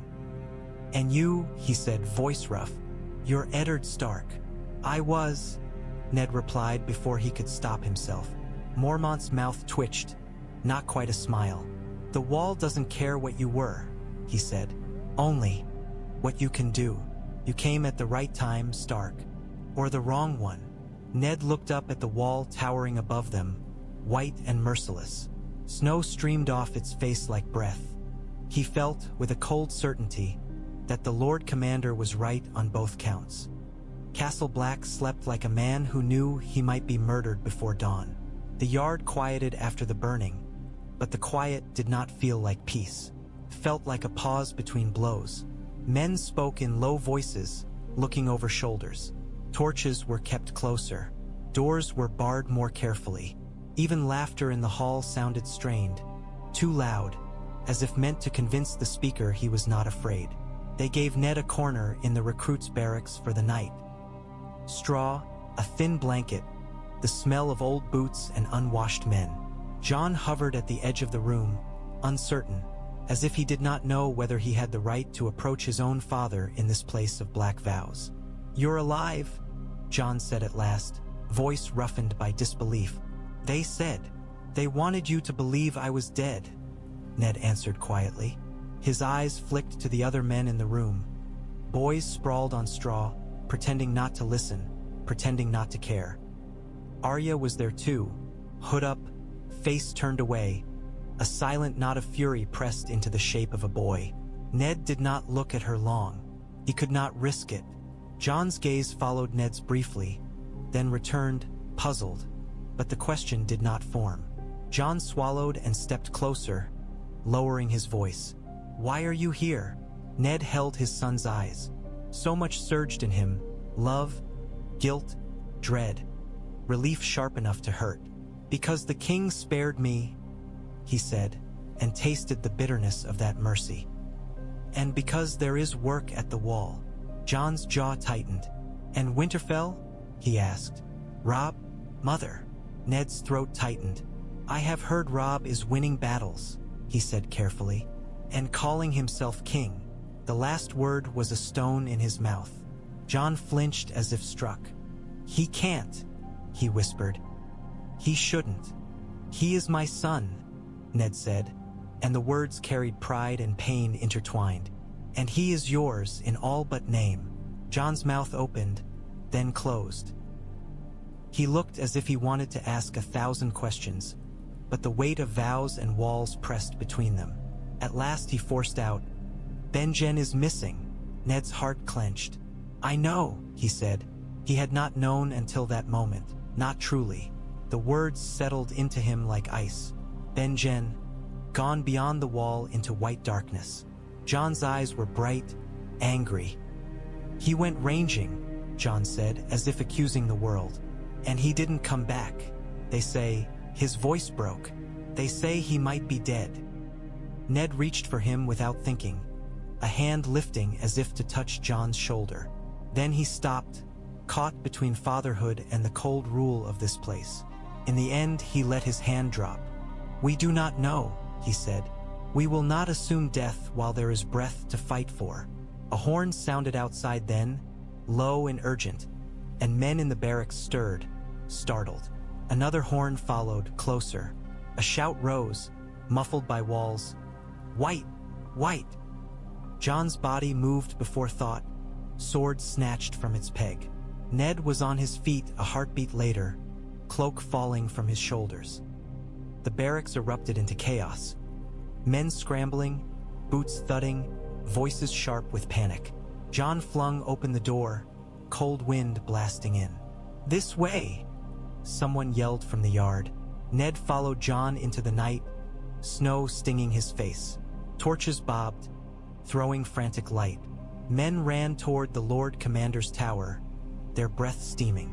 A scream rang out from inside the tower, ragged, terrified. "Gior," someone whispered, and fear thickened in the word. Ned's blood turned cold. He ran. They reached the tower door as it slammed shut from within. Something heavy hit the wood from the other side, once, twice, making the door shudder. Another scream, Gior Mormont's voice, strained with effort. "Back!" Ned snapped at the men crowding behind. "Give him room!" Jon hit the door again. The latch splintered, and the door flew inward. Heat and smoke rolled out. Inside, lantern light flickered wildly. A table had been overturned. A fire burned on the floor where lamp oil had spilled, flame licking at scattered papers. Shadows danced on timber walls like demons. Gior Mormont grappled with a dead thing. The white skin was gray-white, rimed with frost as if it carried cold within it. Its eyes were wrong, milky blue, reflecting flame like ice. It moved with a strength that did not belong to dead flesh. Fingers clamped around Gior's throat as if meant to crush him like a bird. Gior's face was purple with strain. He fought, but he was older than the dead thing's borrowed strength, and the wight did not tire. "Ned!" Gior rasped, and the sound of Ned's name in the Lord Commander's mouth was surreal, like hearing a bell ring underwater. Jon surged forward, sword raised, but the wight twisted with unnatural speed and slammed Gior into the wall, using his body like a shield. Jon hesitated, fear of cutting the Lord Commander freezing him for a heartbeat. Ned did not hesitate. A sword hung on a rack by the door, plain steel, nothing like ice, nothing like a lord's great blade, but a blade all the same. Ned snatched it up and stepped in, angling his body, reading the wight's stance as if it were a living opponent. He slashed low, not at the torso but at the forearm. Steel bit. The wight's arm jerked, but it did not bleed as a living man would. Tore, tendons snapping like frozen rope. The wight hissed, not a human sound, more like wind through a crack in ice, and its grip loosened enough for Gior to gasp. Ghost appeared in the doorway with a snarl and launched himself at the wight's back, teeth sinking into dead flesh. The wight spun, furious, and flung the direwolf aside with brutal strength. Ghost hit the floor hard, skidding, then rose at once, hackles up, undeterred. Jon moved again, torch in one hand now, sword in the other. He thrust the torch forward, flame flaring bright. The wight recoiled, and in that instant Ned saw it clearly. The hatred in its dead eyes, the single-minded hunger for life. Fire! "Ned, skjuted!" Jon hurled the torch. The street. Up the wight's chest, flame catching on cloth and dry skin. The wight thrashed, arms flailing, knocking the torch aside. Fire spread. Smoke thickened. The room filled with the stench of burning rot. The wight lurched toward Jon, one arm half-severed, fingers still grasping. Jon stepped back, but the spilled oil on the floor made it slick. His boot slid and he went down hard. The wight loomed over him, dead face inches from living. Ned's heart seized. He lunged, sword rising. But Jon, stubborn, furious, did not wait for rescue. He seized the lantern on the table, Jeor's lantern, its metal hot, and slammed it into the wight's face. Glass shattered, oil spilled, flame exploded. Jon screamed as fire splashed across his hand, wrapping his fingers in bright pain. The wight shrieked too, a sound like a blizzard screaming through a grave. It staggered back, burning, arms flailing, head jerking as if trying to shake the flame away. Ned drove his sword into its chest, pinning it against the wall. He held it there, teeth gritted, as the fire consumed dead flesh. The wight's movements grew weaker, then desperate, then finally stopped. It collapsed in a blackened heap, still smoking. For a moment, no one moved. The only sound was the crackle of flame and Jon's ragged breathing. Jeor Mormont sagged against the wall, one hand at his throat, eyes watering. He coughed, then spat on the floor, a harsh, ugly sound that was somehow comforting. Proof the Lord Commander was still living. Jon sat on the floor, cradling his burned hand, face twisted in pain. Ned dropped to one knee beside him, heart pounding with a terror that felt too much like the terror of losing sons. He reached out, then paused, then did not pause at all. He took Jon's wrist gently, turning the burned hand to see it. The skin was red and blistering. The smell of singed flesh made Ned's stomach turn. "Idiot," Ned whispered, and there was love in the insult. Jon's eyes met his, bright with pain and something else, relief, maybe, that his father's hand was real on his arm. "It worked," Jon said hoarsely. "It did," Ned said, voice tight. He swallowed. "You saved him." Jeor Mormont stared at them through smoke, and something unreadable flickered across his face. The old bear's gaze shifted to the charred heap on the floor, then to the still-burning oil. "Get that fire under control," Jeor rasped to the brothers crowding the doorway. "And someone fetch Maester Aemon. Now." Ned looked down at the wight's blackened remains and felt the cold certainty deepen. The dead had come for the Lord Commander in his own bedchamber. This was not a random horror. It was a war making its first true move. By morning, the tower room smelled of wet ash. The brothers had thrown snow onto the burning oil until it hissed and died, leaving black stains on the wooden floorboards. Smoke had seeped into everything: cloaks, hair, blankets, so that even breathing felt like swallowing old fire. The wight's remains lay in a corner beneath a pile of damp cloth, still smoldering faintly, as if reluctant to admit defeat. Jeor Mormont sat at the edge of his bed, shoulders hunched, rubbing bruised fingers along his throat. The skin there was already darkening, a purple collar that would bloom black by night. He coughed now and then, each cough harsh. Maester Aemon had come quickly, blind eyes turned toward the smell and sound, hands reaching with calm certainty. He sat beside Jon, wrapping the burned hand with linen soaked in some cooling ointment that smelled of herbs and vinegar. Jon's jaw was clenched so tight the muscles stood out. Sweat beaded on his forehead despite the cold room. "Hold still," Aemon murmured, voice gentle. "Pain is only a visitor, Jon Snow. Do not offer it the keys to your mind." Jon's breath shook. "It burns," he said, not as complaint but as fact. "It will," Aemon answered, tying off the bandage. "But you will live, and your hand will remind you, when you forget, that fire is not a friend. It is a tool. It must be respected." Ned stood near the table, the plain sword still in his hand, its edge blackened, its blade sticky with tarry residue that had once been dead flesh. He had not realized he still held it until his fingers cramped. He set it down slowly, as if laying a body in earth. Samwell Tarly hovered by the wall, face pale, eyes wet. He looked as if he wanted to vanish into the timber. Every so often he glanced at the smoldering heap with a shudder. Alliser Thorne stood near the door, arms folded, his expression carved from contempt. His gaze kept returning to Ned as if Ned's presence were an insult to the watch itself. Jeor Mormont's eyes fixed on Ned at last. "You fought well," he said, voice roughened by bruises. Both of you. His gaze flicked to Jon, softened briefly. Then it hardened again, focused. But it should not have happened. It will happen again, Ned said quietly. Aliser's lip curled. Listen to him, he sneered. The traitor teaches us about our own wall. Gior's gaze snapped to Aliser with a warning that shut the man's mouth, though not his hatred. Maester Aemon's voice was gentle. The dead are not supposed to rise, Aemon said, as if reciting a lesson from a book that had suddenly rewritten itself. Yet they do. The cold has grown strange. Jeor Mormont leaned forward, elbows on knees. The men who brought those bodies said the eyes were blue, he said. Milk blue, like frozen water. The same eyes you saw last night. Jon's face tightened.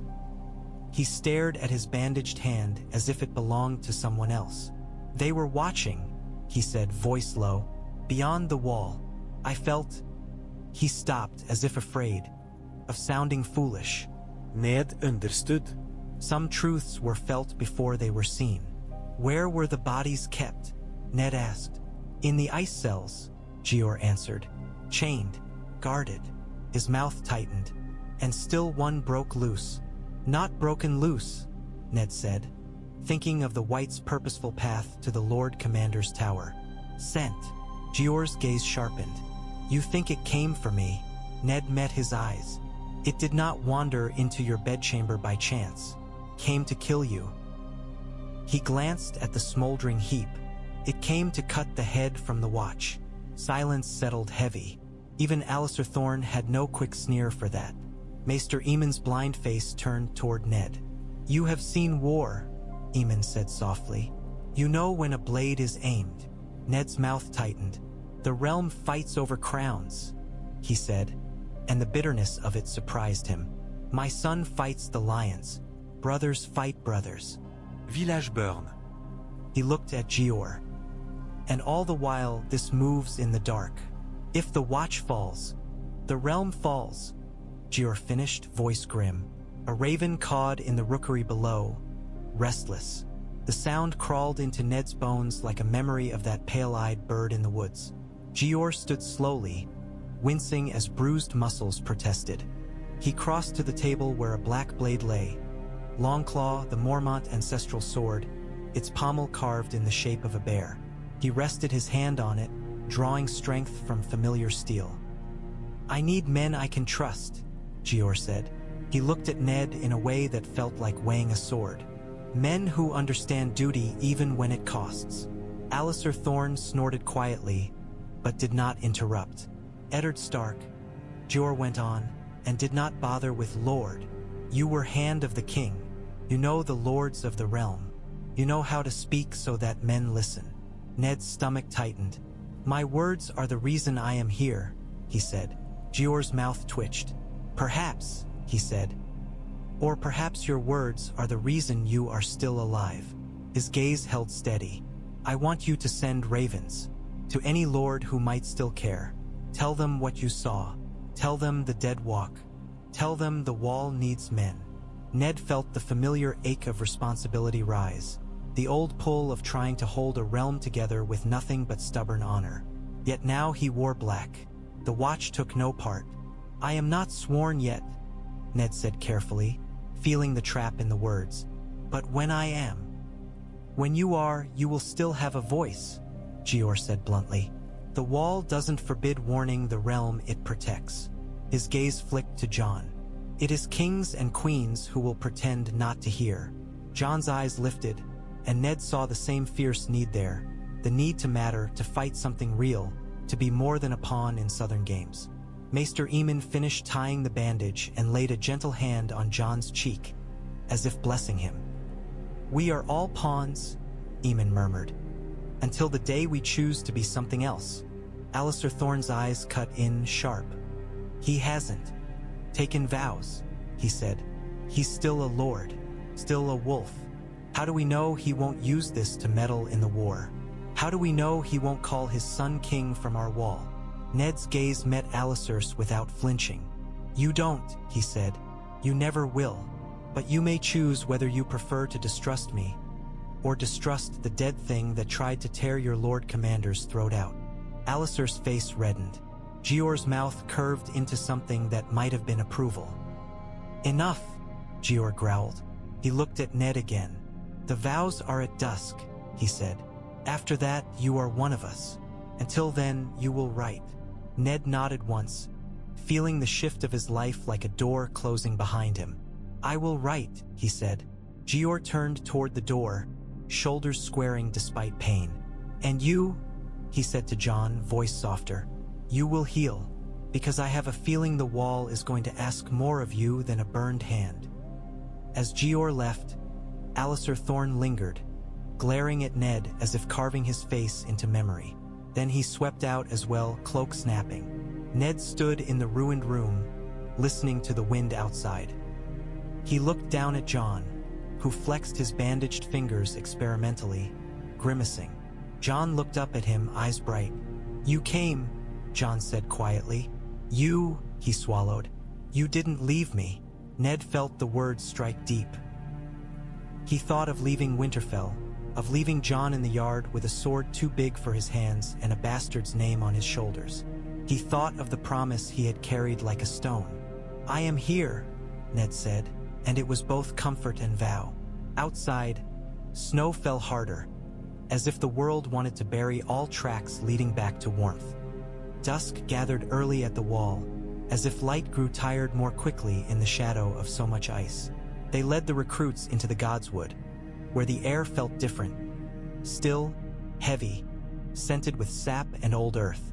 Snow lay thick beneath the trees, muffling footsteps. The weirwood stood at the heart of the grove like a pale sentinel, its bark white as bone, its leaves a deep blood red that did not fade with winter. Its carved face watched them with eyes that seemed to drink the twilight. Ned's breath fogged in front of him as he stepped beneath those eyes. He had knelt before weirwoods in Winterfell all his life, offering quiet prayers to gods that did not answer in words.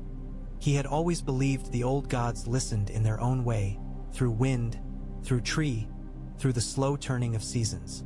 Now, beneath the wall, the weirwood's carved face looked more alive than any wood should, and Ned felt an uneasy prick at his skin.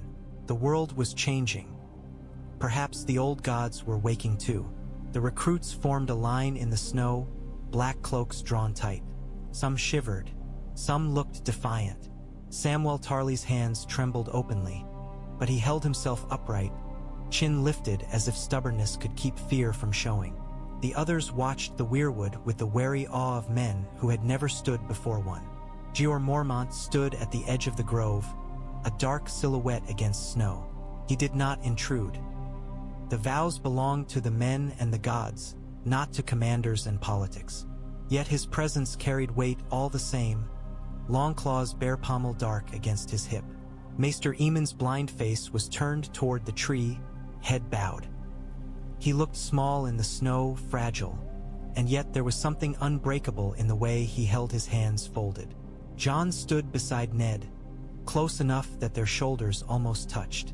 Ghost lay in the snow near Jon's boots, head on paws, eyes open and watching. The dire wolf was unusually quiet, as if even his wildness recognized something sacred here. Step forward. The brother leading the vows said, voice low, name yourself. One by one, the recruits did. Their voices rose into the cold air and vanished. When it was Ned's turn, he stepped closer to the weirwood. The carved face stared down, mouth twisted in an eternal expression that might have been sorrow or hunger. I am Eddard Stark, Ned said, and felt the name catch in his throat like a burr. It had been shouted in hatred in King's Landing. Here it sounded too loud in the hush. The brother nodded. Speak the words, if you will take them. Ned looked up at the weirwood's eyes. For a moment he saw Winterfell's heart tree instead, leaves red against snow, his children running through the yard. He saw Catelyn's face as she stood beneath that tree and told him to go south. Duties wait on both of them. He saw Robb, tall and serious, trying to be the man he thought his father needed. He saw Sansa's frightened eyes in the September. He saw Arya's fierce gaze Unday. Ara Hood in the barracks, hiding in plain sight. He saw Jon, beside him now, watching with pain and hope intermingled. Ned's chest tightened until it hurt. He had been many things: son, brother, lord, husband, father, hand. He had tried to be honorable in each, and still he had failed those he loved. If he took these vows, he would close a door behind him that could never be opened again. No claim, no lordship, no right to interfere. The North would lose him completely. And yet the realm needed the wall. The dead walked. The cold had teeth. Ned's mouth went dry. He spoke anyway. "Night gathers," he said, voice steady. "And now my watch begins." The words fell into the snow like stones into deep water. "It shall not end until my death," he continued, and the weirwood's carved mouth seemed to tighten.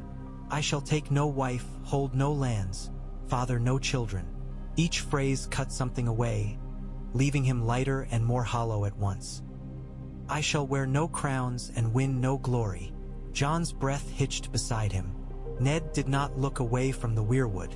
"I shall live and die at my post," Ned said, and felt the iron certainty of it settle into his bones. "I am the sword in the darkness. I am the watcher on the walls." His voice thickened, but he forced it through. "I am the fire that burns against the cold, the light that brings the dawn, the horn that wakes the sleepers, the shield that guards the realms of men." When he finished, silence filled the grove for a heartbeat. Snow drifted gently through branches. Somewhere in the distance, a raven cawed. Then Jon spoke his vows too, though he had spoken them once already. Ned heard them as if for the first time, hearing his son bind himself to the same cold duty that had now claimed Ned as well. When Samwell Tarly spoke, his voice shook, but he spoke, and Ned felt a quiet respect for the courage it took to step into fear and say yes anyway. When the vows were done, Jeor Mormont stepped forward, his boots crunching softly in snow. He looked at Ned with something like grudging acknowledgement. "It's done," Jeor said. "You are a brother now." Ned nodded. He felt no sudden peace, no cleansing. Only the weight of black cloth and the knowledge that he had chosen duty over the pull of blood once again. Because duty was the only thing that ever held him upright. They left the Godswood in a silent procession. As they walked, Jon fell into step beside Ned. For a time neither spoke. Their breath rose and fell in white clouds. At last Jon said softly, "You should have told me." Ned's heart clenched. He did not ask what Jon meant. There were too many answers. "I should have told you many things," Ned said. Jon's jaw tightened. "Why didn't you?" "Because promises can be cages," Ned thought. "Because truth can be a sword that kills the wrong people. Because I loved you and feared what your name would do to you." He swallowed the confession. "Because I thought I was protecting you," he said instead. Jon's laugh was bitter, brief. "And did you?" Ned looked at his son's face. Harder now, shaped by cold and loss, but still Jon. Still the boy who had followed him like a shadow in Winterfell's halls. "I don't know," Ned admitted, and the honesty felt like stepping into open air after years underground. Jon stared ahead, eyes shining. "Benjen is still out there," he said. "Somewhere." Ned's gaze lifted to the wall, white and endless. Beyond it lay darkness, haunted trees, and dead things with blue eyes. "Then we will find him," Ned said, though he did not know how, and the vow tasted like iron. "If the wall will allow it." Ghost rose and padded ahead, silent as falling snow, as if leading them into whatever waited next. Life at the wall had its own rhythm, and it cared nothing for who a man had been. Morning brought drills, chores, bitter stew, and the scrape of steel on wood. Men rose before dawn, their bodies aching, and they learned to make pain ordinary. The cold was constant, but Castle Black's cold was not only weather. It was the cold of discipline, the cold of knowing the world beyond the wall did not forgive weakness. Ned found himself in the training yard with a practiced sword in his hands, facing a line of recruits who looked at him with a mixture of awe and suspicion. Some had heard songs of Eddard Stark, the honorable hand. Others had heard only the word traitor. The wall did not care which was true. Here skill mattered. Here survival mattered. "All of you," Ned said, voice carrying across the yard. We'll fight with more than your arms. Alliser Thorne stood nearby, arms folded, face pinched. He had not objected openly to Ned helping train. Perhaps Jeor Mormont had ordered it. Perhaps Alliser wanted to watch Ned fail. Either way, his eyes were always on Ned, cold and sharp. Ned pointed his practice sword at the first boy. Hot pie, cheeks red with cold, hands shaking on the wooden hilt. You will fight with your breath, Ned said. If you panic and waste it, you will die tired. Hot pie swallowed hard. I'm not a fighter, he blurted, voice cracking. I make pies. Then you will learn, Ned said simply, or you will be food for crows. Hot Pie's eyes went wide, but something steadied in him at the bluntness. He lifted his weapon again, clumsy, determined. Gendry stepped forward next, gripping his sword like a smith grips a hammer. He swung with brute force, shoulders wide, feet planted too square. Ned watched the motion and saw Robert in it, saw the kind of strength that could crush a helm, if aimed properly. Again, Ned said. Gendry swung. The wooden blade whistled through air, heavy and slow. Ned stepped inside the arc, tapped Gendry's wrist with his own practice sword. You will tire before you hit anything that wants to kill you, Ned said. Strength is nothing without control. Gendry's jaw tightened. I've got control, he muttered. Ned's gaze held him. Prove it. Gendry's face flushed, anger rising. He swung again, faster, still wide. Ned ducked and hooked Gendry's ankle with his foot. Gendry hit the packed snow hard, grunting. Laughter rose from the other recruits, quick and cruel. Gendry sprang up with a snarl, eyes hard. For a heartbeat, Ned thought the boy might strike out in rage. Instead, Gendry forced himself to breathe, to settle. He lifted the blade again, this time with his shoulders lower, his stance less rigid. Ned nodded once. Better. From the corner of his eye, Ned saw Jon watching, his bandaged hand tucked close to his chest. Jon's face was unreadable. Pride, perhaps. Grief. Something like longing. Ned felt the ache of it, but he kept his voice steady. The yard was not the place for fatherhood. Our figure moved among the recruits, quick, quiet, always just at the edge. A boy with a hood pulled low and a blade too small to be a proper training sword. The boy's stance was familiar, not like the others. He moved like water, all sudden shifts and sharp angles. Arya. Ned's throat tightened. He forced his gaze away, then back, pretending she was only a boy he did not recognize. Felt like betrayal every time. All right, Ned said, stepping toward that boy. You, show me. The hooded boy lifted the small blade, eyes bright. The weapon was not wood but steel, perhaps stolen, perhaps given. Alliser Thorne's gaze sharpened, but he did not stop it. Perhaps he wanted to see what the strange boy would do. The boy darted in fast, blade aimed low. Ned shifted, turning his body, letting the strike glance off harmlessly. The boy came again, too quick for most of the recruits to follow, feet sure on packed snow. Ned parried, not with force but with angle, guiding the blade away. His heart hammered painfully. He could feel Arya's fury in every strike, a fury that would get her killed if she could not temper it. Patience, Ned said softly, only for her. The boy's eyes flashed. I have patience, the boy snarled in a voice too sharp. Ned stepped in, tapped the boy's wrist lightly, then pressed the practice sword against the boy's throat before the boy could recover.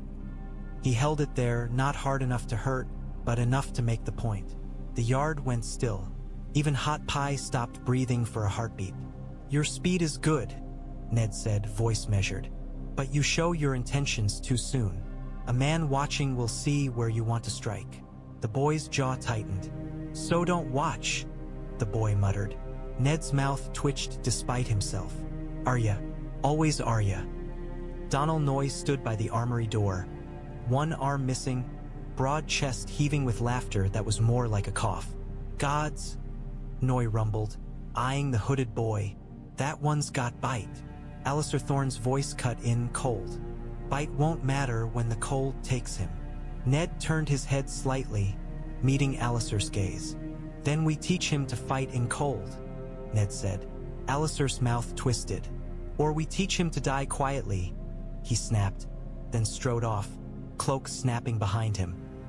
The recruits drifted back to their exercises. Ned watched them, saw in their clumsy movements 100 future deaths if they were not shaped into something sharper. Jon approached when the yard cleared, footsteps crunching. He held his bandaged hand close, his shoulders tense. "You're teaching," Jon said, as if the word surprised him. Ned looked at him, and the simple truth of it hit hard. Jon had never seen Ned with men who were not his household. He had never seen him without a lord's hall around him, without a father's distance.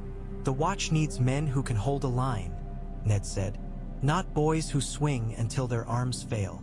Jon's gaze flicked toward the hooded boy moving at the edge again.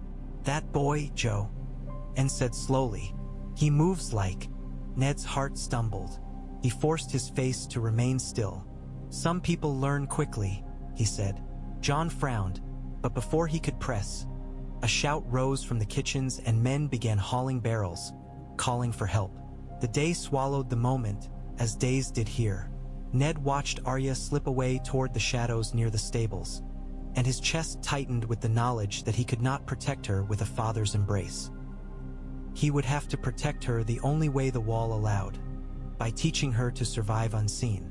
The rookery was warmer than the yard, but the warmth was brittle, hard-won from a small brazier that fought the cold with stubborn flame. Ravens rustled in their cages, black feathers shifting, sharp eyes watching. The air smelled of ink and old straw and bird. Ned sat at a rough table with parchment spread before him and a pot of ink so dark it looked like night trapped in clay. His fingers were stained, his hands stiff from cold and the memory of wielding a sword. Maester Aemon stood close, head inclined toward the sound of quill on parchment. Jeor Mormont leaned against a post nearby, arms crossed, silent as a bear in winter. Bowen Marsh hovered at the edge with a sealed scroll in his hands, his expression pinched with worry, as if the rookery itself might bite him. Ned had written many letters in his life, letters of command, of courtesy, of duty. These felt different. These felt like throwing stones into a storm and hoping one might strike something solid. He had begun with Robb because blood demanded it even when vows forbade it. "Robb," he wrote, the ink scratching across parchment, "listen. I am alive. I have taken the black. I can no longer command you, but I beg you as your father. End this war if you can. Your sisters live, though in danger. Do not trade the North's future for my pride." He paused, staring at the words until the ink blurred slightly. "End this war if you can." As if wars ended because men asked nicely. Jeor Mormont's voice rumbled behind him. "Careful," Jeor said. "If you tell him you live, it may strengthen his resolve to fight. Men cling to hope like a rope. They will pull until their hands bleed." Ned's jaw tightened. "If he believes I am dead, he may become reckless," he answered. "If he knows I live, he may remember I still breathe to counsel him. Or he may march north to take you back," Bowen Marsh put in, voice thin with anxiety, "and bring war to our gate." Ned's quill hovered. He had not thought of that. He should have. Robb, fierce and loyal, might try to retrieve him even from the wall, even from vows. It would be madness, but love often was. Maester Aemon's voice was gentle. "Truth is not always a kindness," the old man murmured. "Sometimes it is a spark in dry grass." Ned swallowed. He looked at the letter, then dipped the quill again. He added carefully, "Do not come for me. The wall is where I must be. Protect the North. Protect your sisters. Remember what winter brings." He wrote to Catelyn as well, the words heavier. He did not know where she was, Riverrun perhaps with her brother. He wrote anyway because not writing felt like another betrayal. "Cat," he wrote, "I am alive. I am at the wall. I have taken vows before the weirwood. Forgive me for leaving you to carry grief alone. Robb must be guided toward caution, not pride. Sansa is in the Queen's hands. Arya," he paused, the quill trembling slightly. "Arya is missing. Do not lose hope. She is strong. She will endure. The lie was a knife. Arya is not missing. Arya was 10 paces away in the barracks, hiding under a hood. But Ned could not put that truth on parchment. Ravens could be shot from the sky. Letters could be opened. A single sentence could doom her. Jeor Mormont shifted, boots scraping.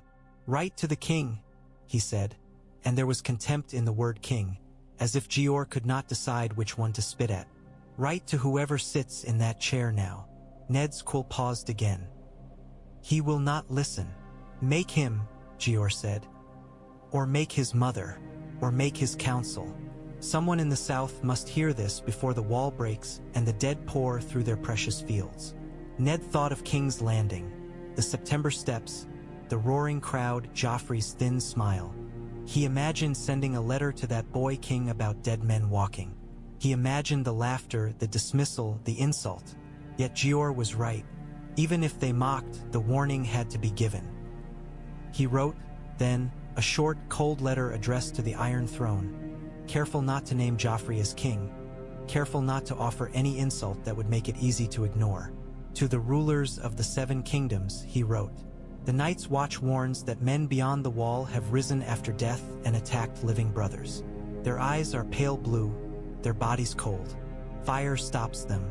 The watch requires men, dragonglass if it can be found, and support. If the wall falls, the realm falls.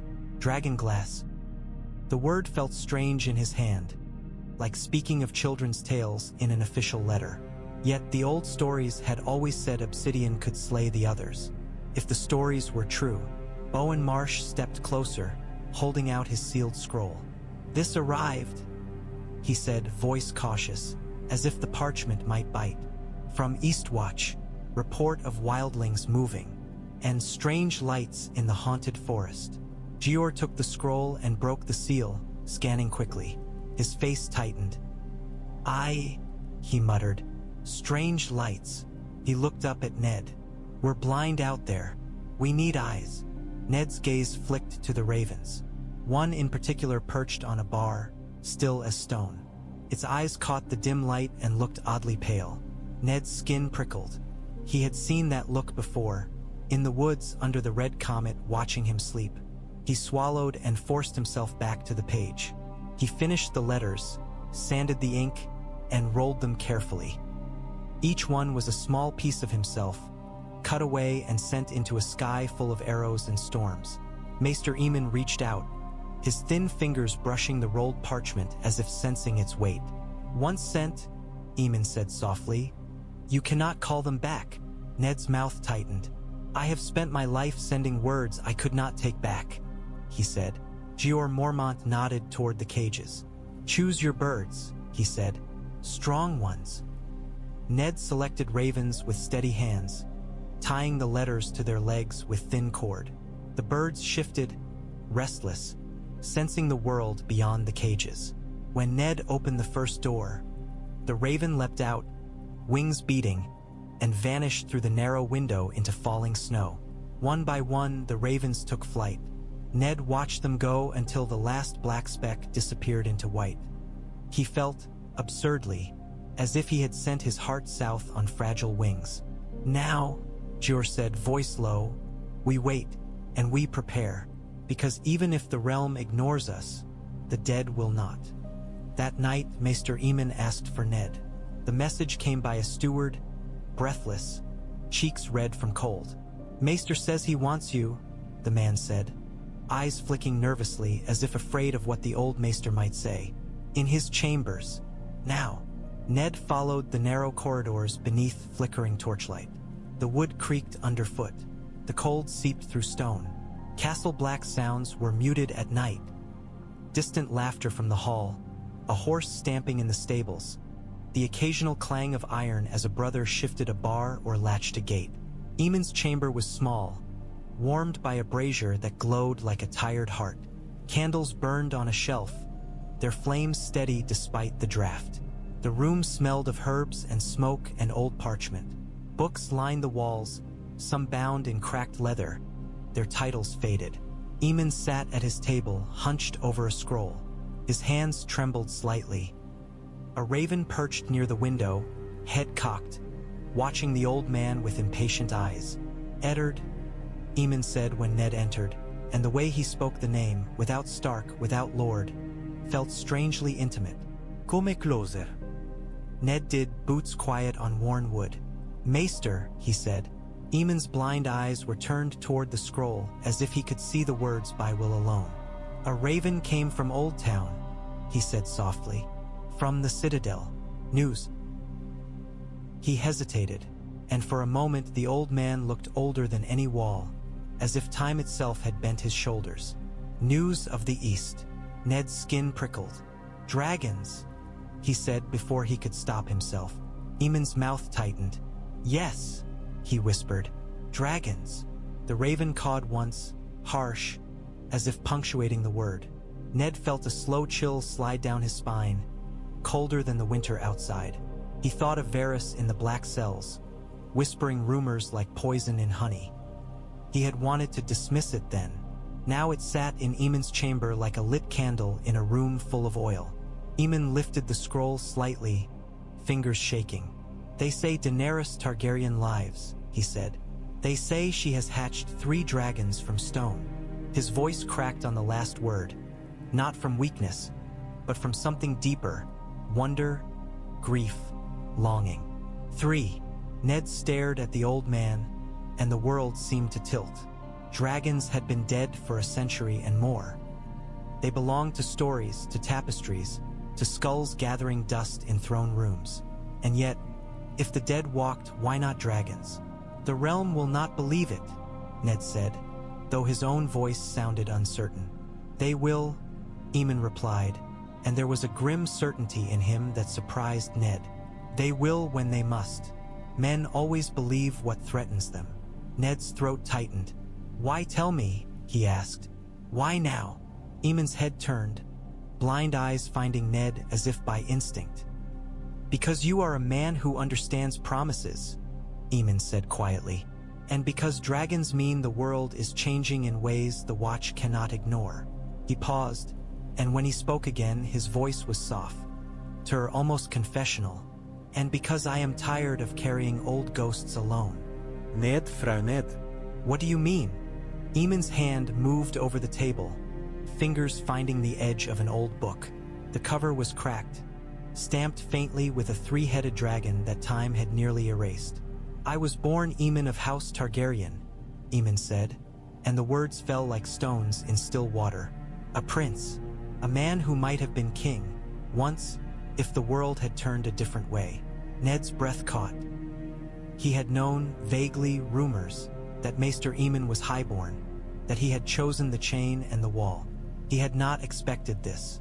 Eamon's mouth curved in a faint, sad smile. "Yes," he said, as if hearing Ned's surprise. "There are few who remember, fewer who care. But I remember. I remember brothers and nephews and cousins burned by ambition, by madness, by war."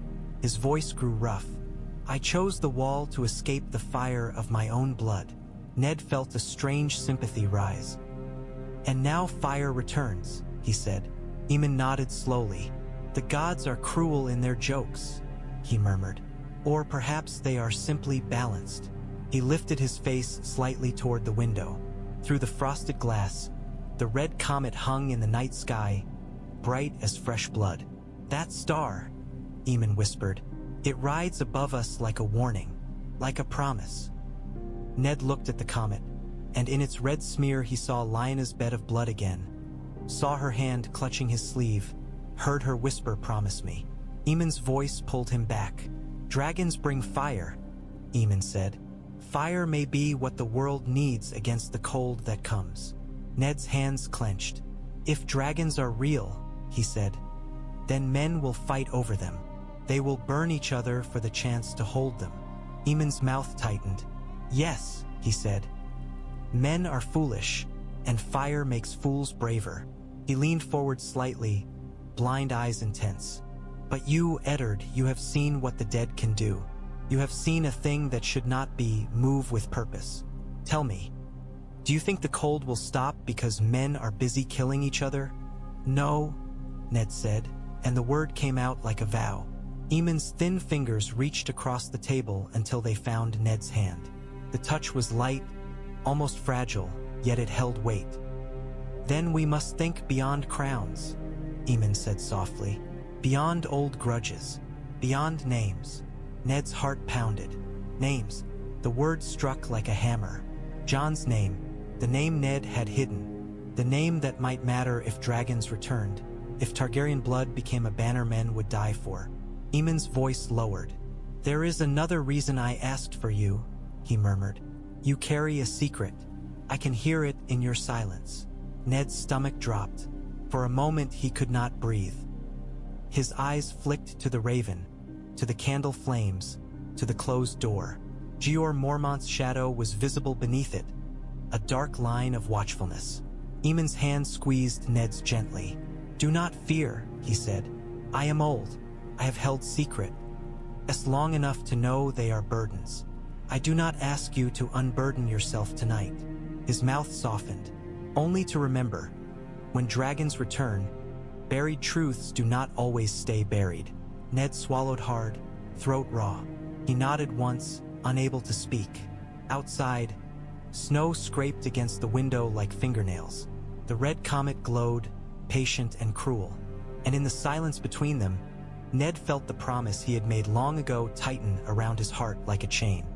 The wall at night felt like standing on the edge of the world. The wind was stronger there, unbroken by trees or buildings, a constant howl that stole breath and tried to peel men from ice like bark from wood. Torches lined the parapet, their flames bending sideways, throwing long, trembling shadows across snow-packed stone. The sky above was black and vast, and the red comet burned across it like a wound that refused to close. Ned stood with Jon at the wall's edge, looking out over the haunted forest. Below, the trees spread like a dark sea, their branches heavy with snow. Between them lay endless shadows, places where a man could vanish and never return. The forest did not look like an enemy, not exactly. It looked like a mouth, patient and hungry. Rangers moved along the parapet with bows slung and spears in hand, faces wrapped against cold. Their eyes scanned the dark as if expecting it to blink back. Every now and then a brother would pause, peer down, then move on, as if the act of looking itself was a duty. Ghost paced near Jon's legs, nose lifted, tasting the wind. His ears were pricked forward, his body tense. He did not like this place, Ned realized, not because it was cold, but because it was wrong. Ghost had sensed the wight before any man. Ghost sensed more than men did. Perhaps wolves remembered older wars. Jon's bandaged hand was tucked beneath his cloak. His face was tight, the skin of his cheeks reddened raw by wind. He looked older than he had at Winterfell, older than he should have to be. "Do you think Benjen is out there?" Jon asked suddenly, voice almost lost to the wind. Ned's gaze stayed on the forest. "Yes," he said, because the alternative was too sharp. "Or what remains of him." Jon flinched, jaw tightening. "You think he's dead?" "I think anything beyond the wall can happen now," Ned said. His breath fogged in front of him and vanished. "I think the world is not what we believed." Jon's eyes flicked toward the comet. "The red star," he murmured. "Men down below say it means war. Some say it means dragons." Ned's throat tightened. "Maester Aemon thinks dragons are real," he said quietly. Jon turned sharply, surprise flashing. "Dragons?" he said, and the word sounded strange in his mouth. "Too big, too old, too mythical. They're dead." "So were the men in the ice cells," Ned replied. Jon's gaze dropped to his bandaged hand, as if remembering flame. "If dragons are alive," Jon said slowly, "then everything changes," Ned finished.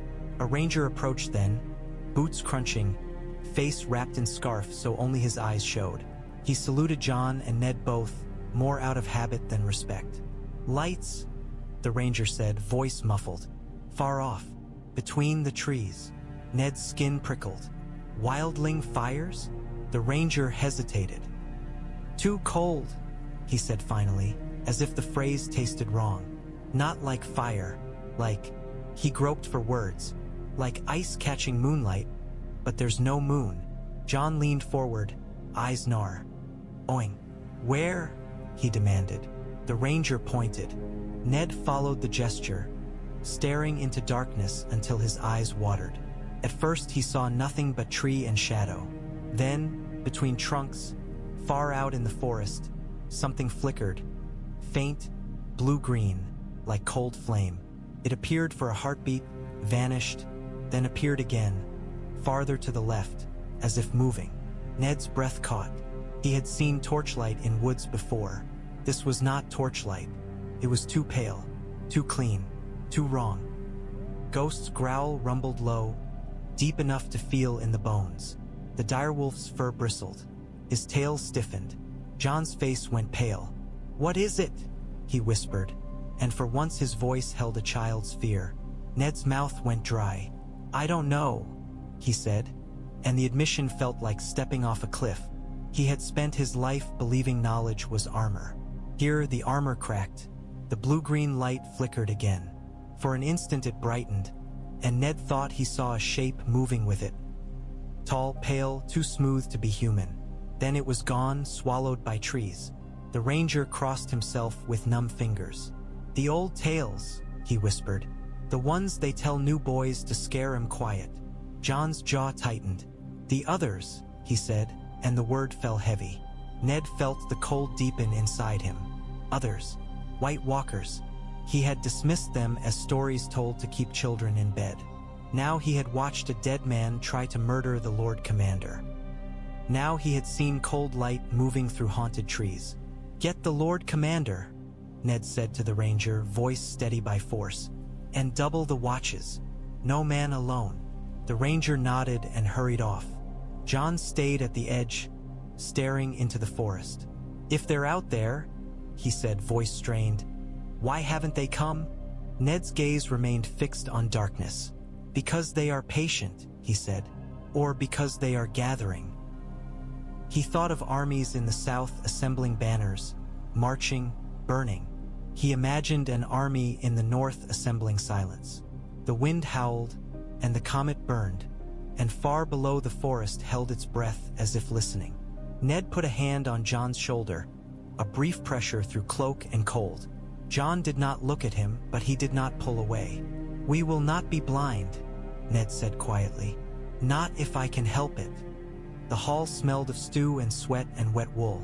Men ate with hunched shoulders, hands close to bowls as if guarding warmth from theft. The fire in the hearth threw a dull glow that did not quite chase the cold from the corners. Beyond the walls the wind pressed and moaned, a living thing trying to get in. Jeor Mormont had taken over a long table near the fire, spreading maps and scraps of parchment across it. The maps were old, edges frayed, ink faded. Sketches of the haunted forest and the lands beyond, drawn by men who had stared into the same dark and tried to make it orderly. Small stones weighed the corners down against drafts. Bowen Marsh pointed with a thick finger. "Here," he said, voice tight, "reports from Eastwatch. Fires, no, not fires, lights. And here," he moved his finger, "missing hunters, wildling tracks moving south." Jeor's face was grim.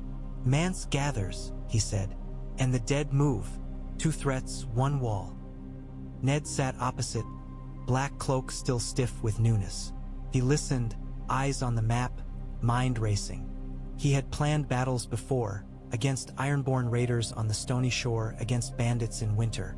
This felt different. This was not a war you could win by taking a castle or killing a king.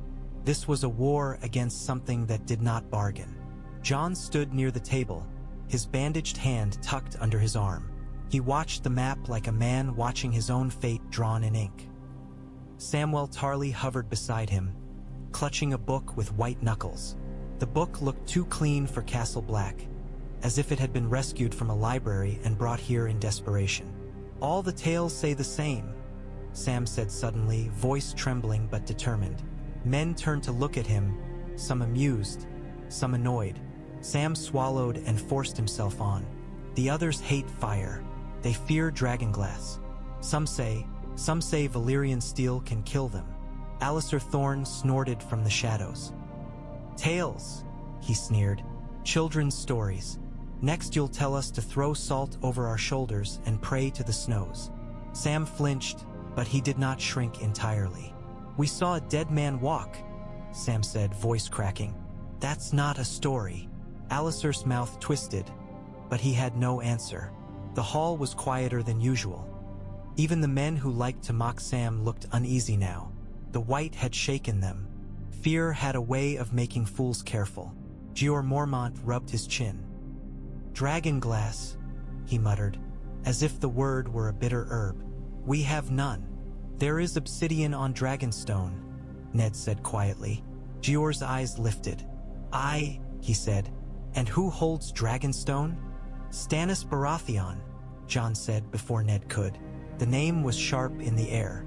Jeor's mouth tightened. Stannis, he repeated. The brother, the one who says he's king.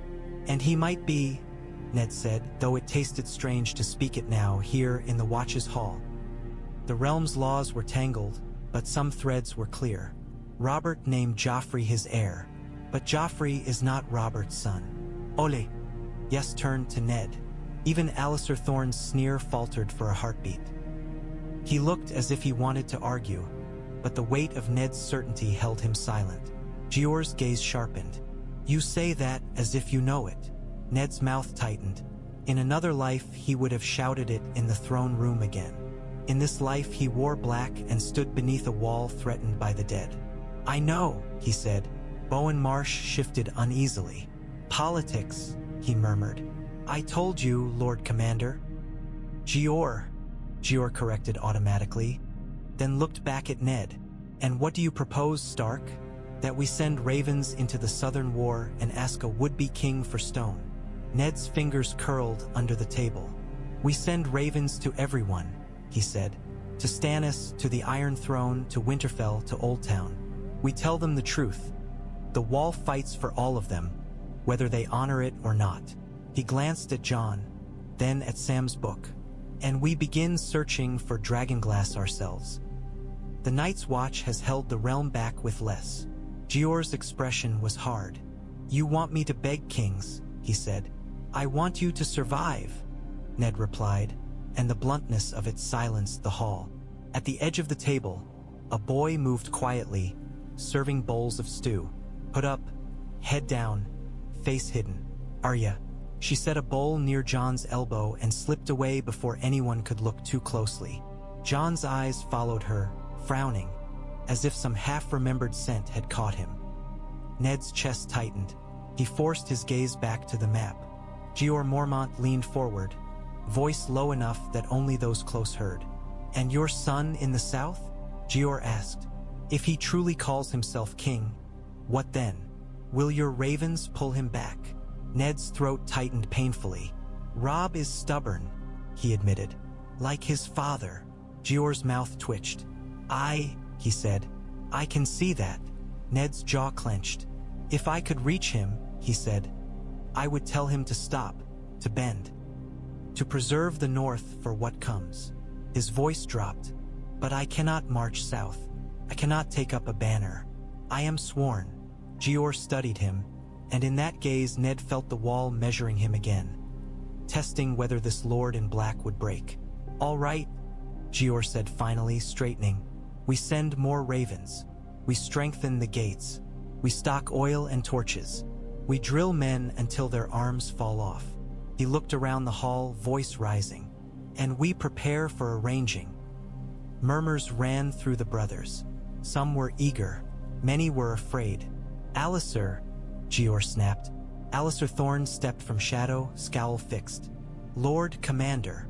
Choose men, Jeor ordered. Good ones. We go beyond the wall soon. We find what's moving out there, and we find Benjen Stark if he yet lives. Jon's head snapped up, hope flaring fierce. Ned's heart lurched. Benjen. A name like a wound. Jeor's gaze swept the table. And if we find the others, Jeor said, voice hard, then the realm will have proof whether it wants it or not. Ned looked down.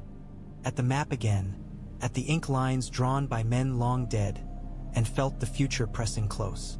In the south, kings played at war. Here, the wall planned to step into the mouth of winter itself. At the far end of the hall, Arya slipped through a doorway with empty bowls, moving like shadow. Ned watched her go and felt a tight, helpless fury. He had brought her here without meaning to. Now the wall's war would try to claim her too. He could not let it. Not if there was any choice left to him. Snow fell so thick it felt as if the sky were trying to smother the world. Ned stood on the wall alone, his black cloak snapping like a flag of surrender. Ice glittered on the stone beneath his boots. The wind shoved at him, relentless, but he leaned into it, as if stubbornness could hold him in place. Below, the haunted forest lay in darkness, a black mass broken only by the faintest suggestion of tree shapes under snow. Above, the red comet burned, unwavering. Ned had never believed in omens. He had believed in choices and consequences and the hard work of doing what was right. Yet the comet's red smear across the sky made him feel small in a way he had not felt since he was a boy looking up at Winterfell's towers. A sound behind him, footsteps crunching on snow-packed stone. Jon approached, hood up, cheeks red, eyes bright with sleeplessness. His bandaged hand was tucked close, protected beneath cloak. "I couldn't sleep," Jon said, voice almost lost to wind. Ned's mouth tightened. "Neither can I," he admitted. Jon stepped up beside him, leaning on the parapet, staring down into darkness. For a time they stood without speaking, their breath rising in white clouds that the wind tore apart. At last Jon said, "Maester Aemon told you about dragons." Ned turned his head slowly. "He did," he said. Jon's eyes flicked upward to the comet. "If dragons are alive," Jon murmured, "then the Targaryens may return," Ned finished. Jon's jaw tightened. "Would that help us?" he asked, and the question was raw. Would dragons help against whatever that is? He nodded toward the forest, toward the memory of cold blue eyes. Ned's throat tightened. He thought of Aemon's words, fire against cold. He thought of the white burning, of how flame had made the dead thing recoil. He thought of old tales of dragonfire melting stone. "It might," Ned said slowly. "Fire is a weapon the cold does not like." Jon's voice was bitter. "And the realm will fight over it," he said. "They'll kill each other for dragons while the dead come closer." Ned felt the truth of it like a bruise. "Yes," he said, "they will." Jon's face tightened, eyes shining. "Then what do we do?" Ned stared down at the forest. In the far distance, almost at the edge of sight, a faint blue-green flicker appeared between trees. There, gone, there again. A cold candle in a world of dark. "We do what we can," Ned said. "We hold the wall. We gather knowledge. We seek weapons." His mouth tightened. "And we try to make the realm listen before it is too late." A wing beat cut through the wind. A raven flew past, black against snow, a small scroll tied to its leg. It vanished toward the south, swallowed by storm.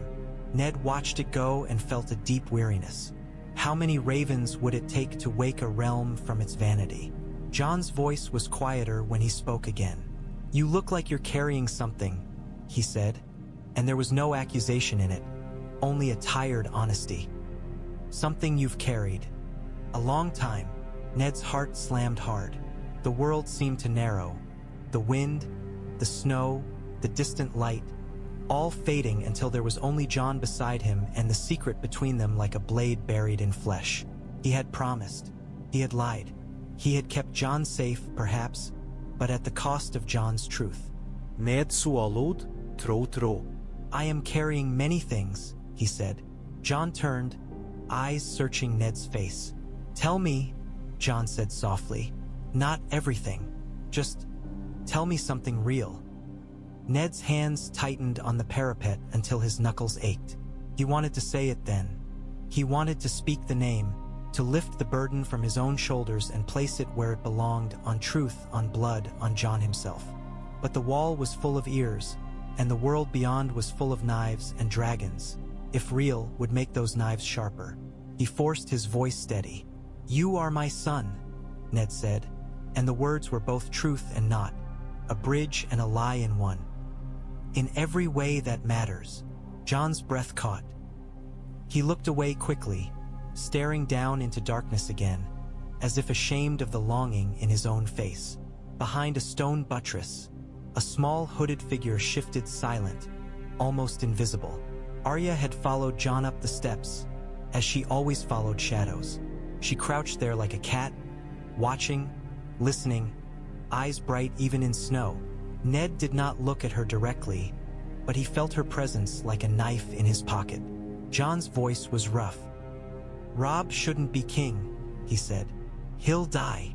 Ned's throat tightened. "He might," he admitted. "Or he might live long enough to regret the crown." He stared at the comet. "But whatever happens in the south, it does not change this."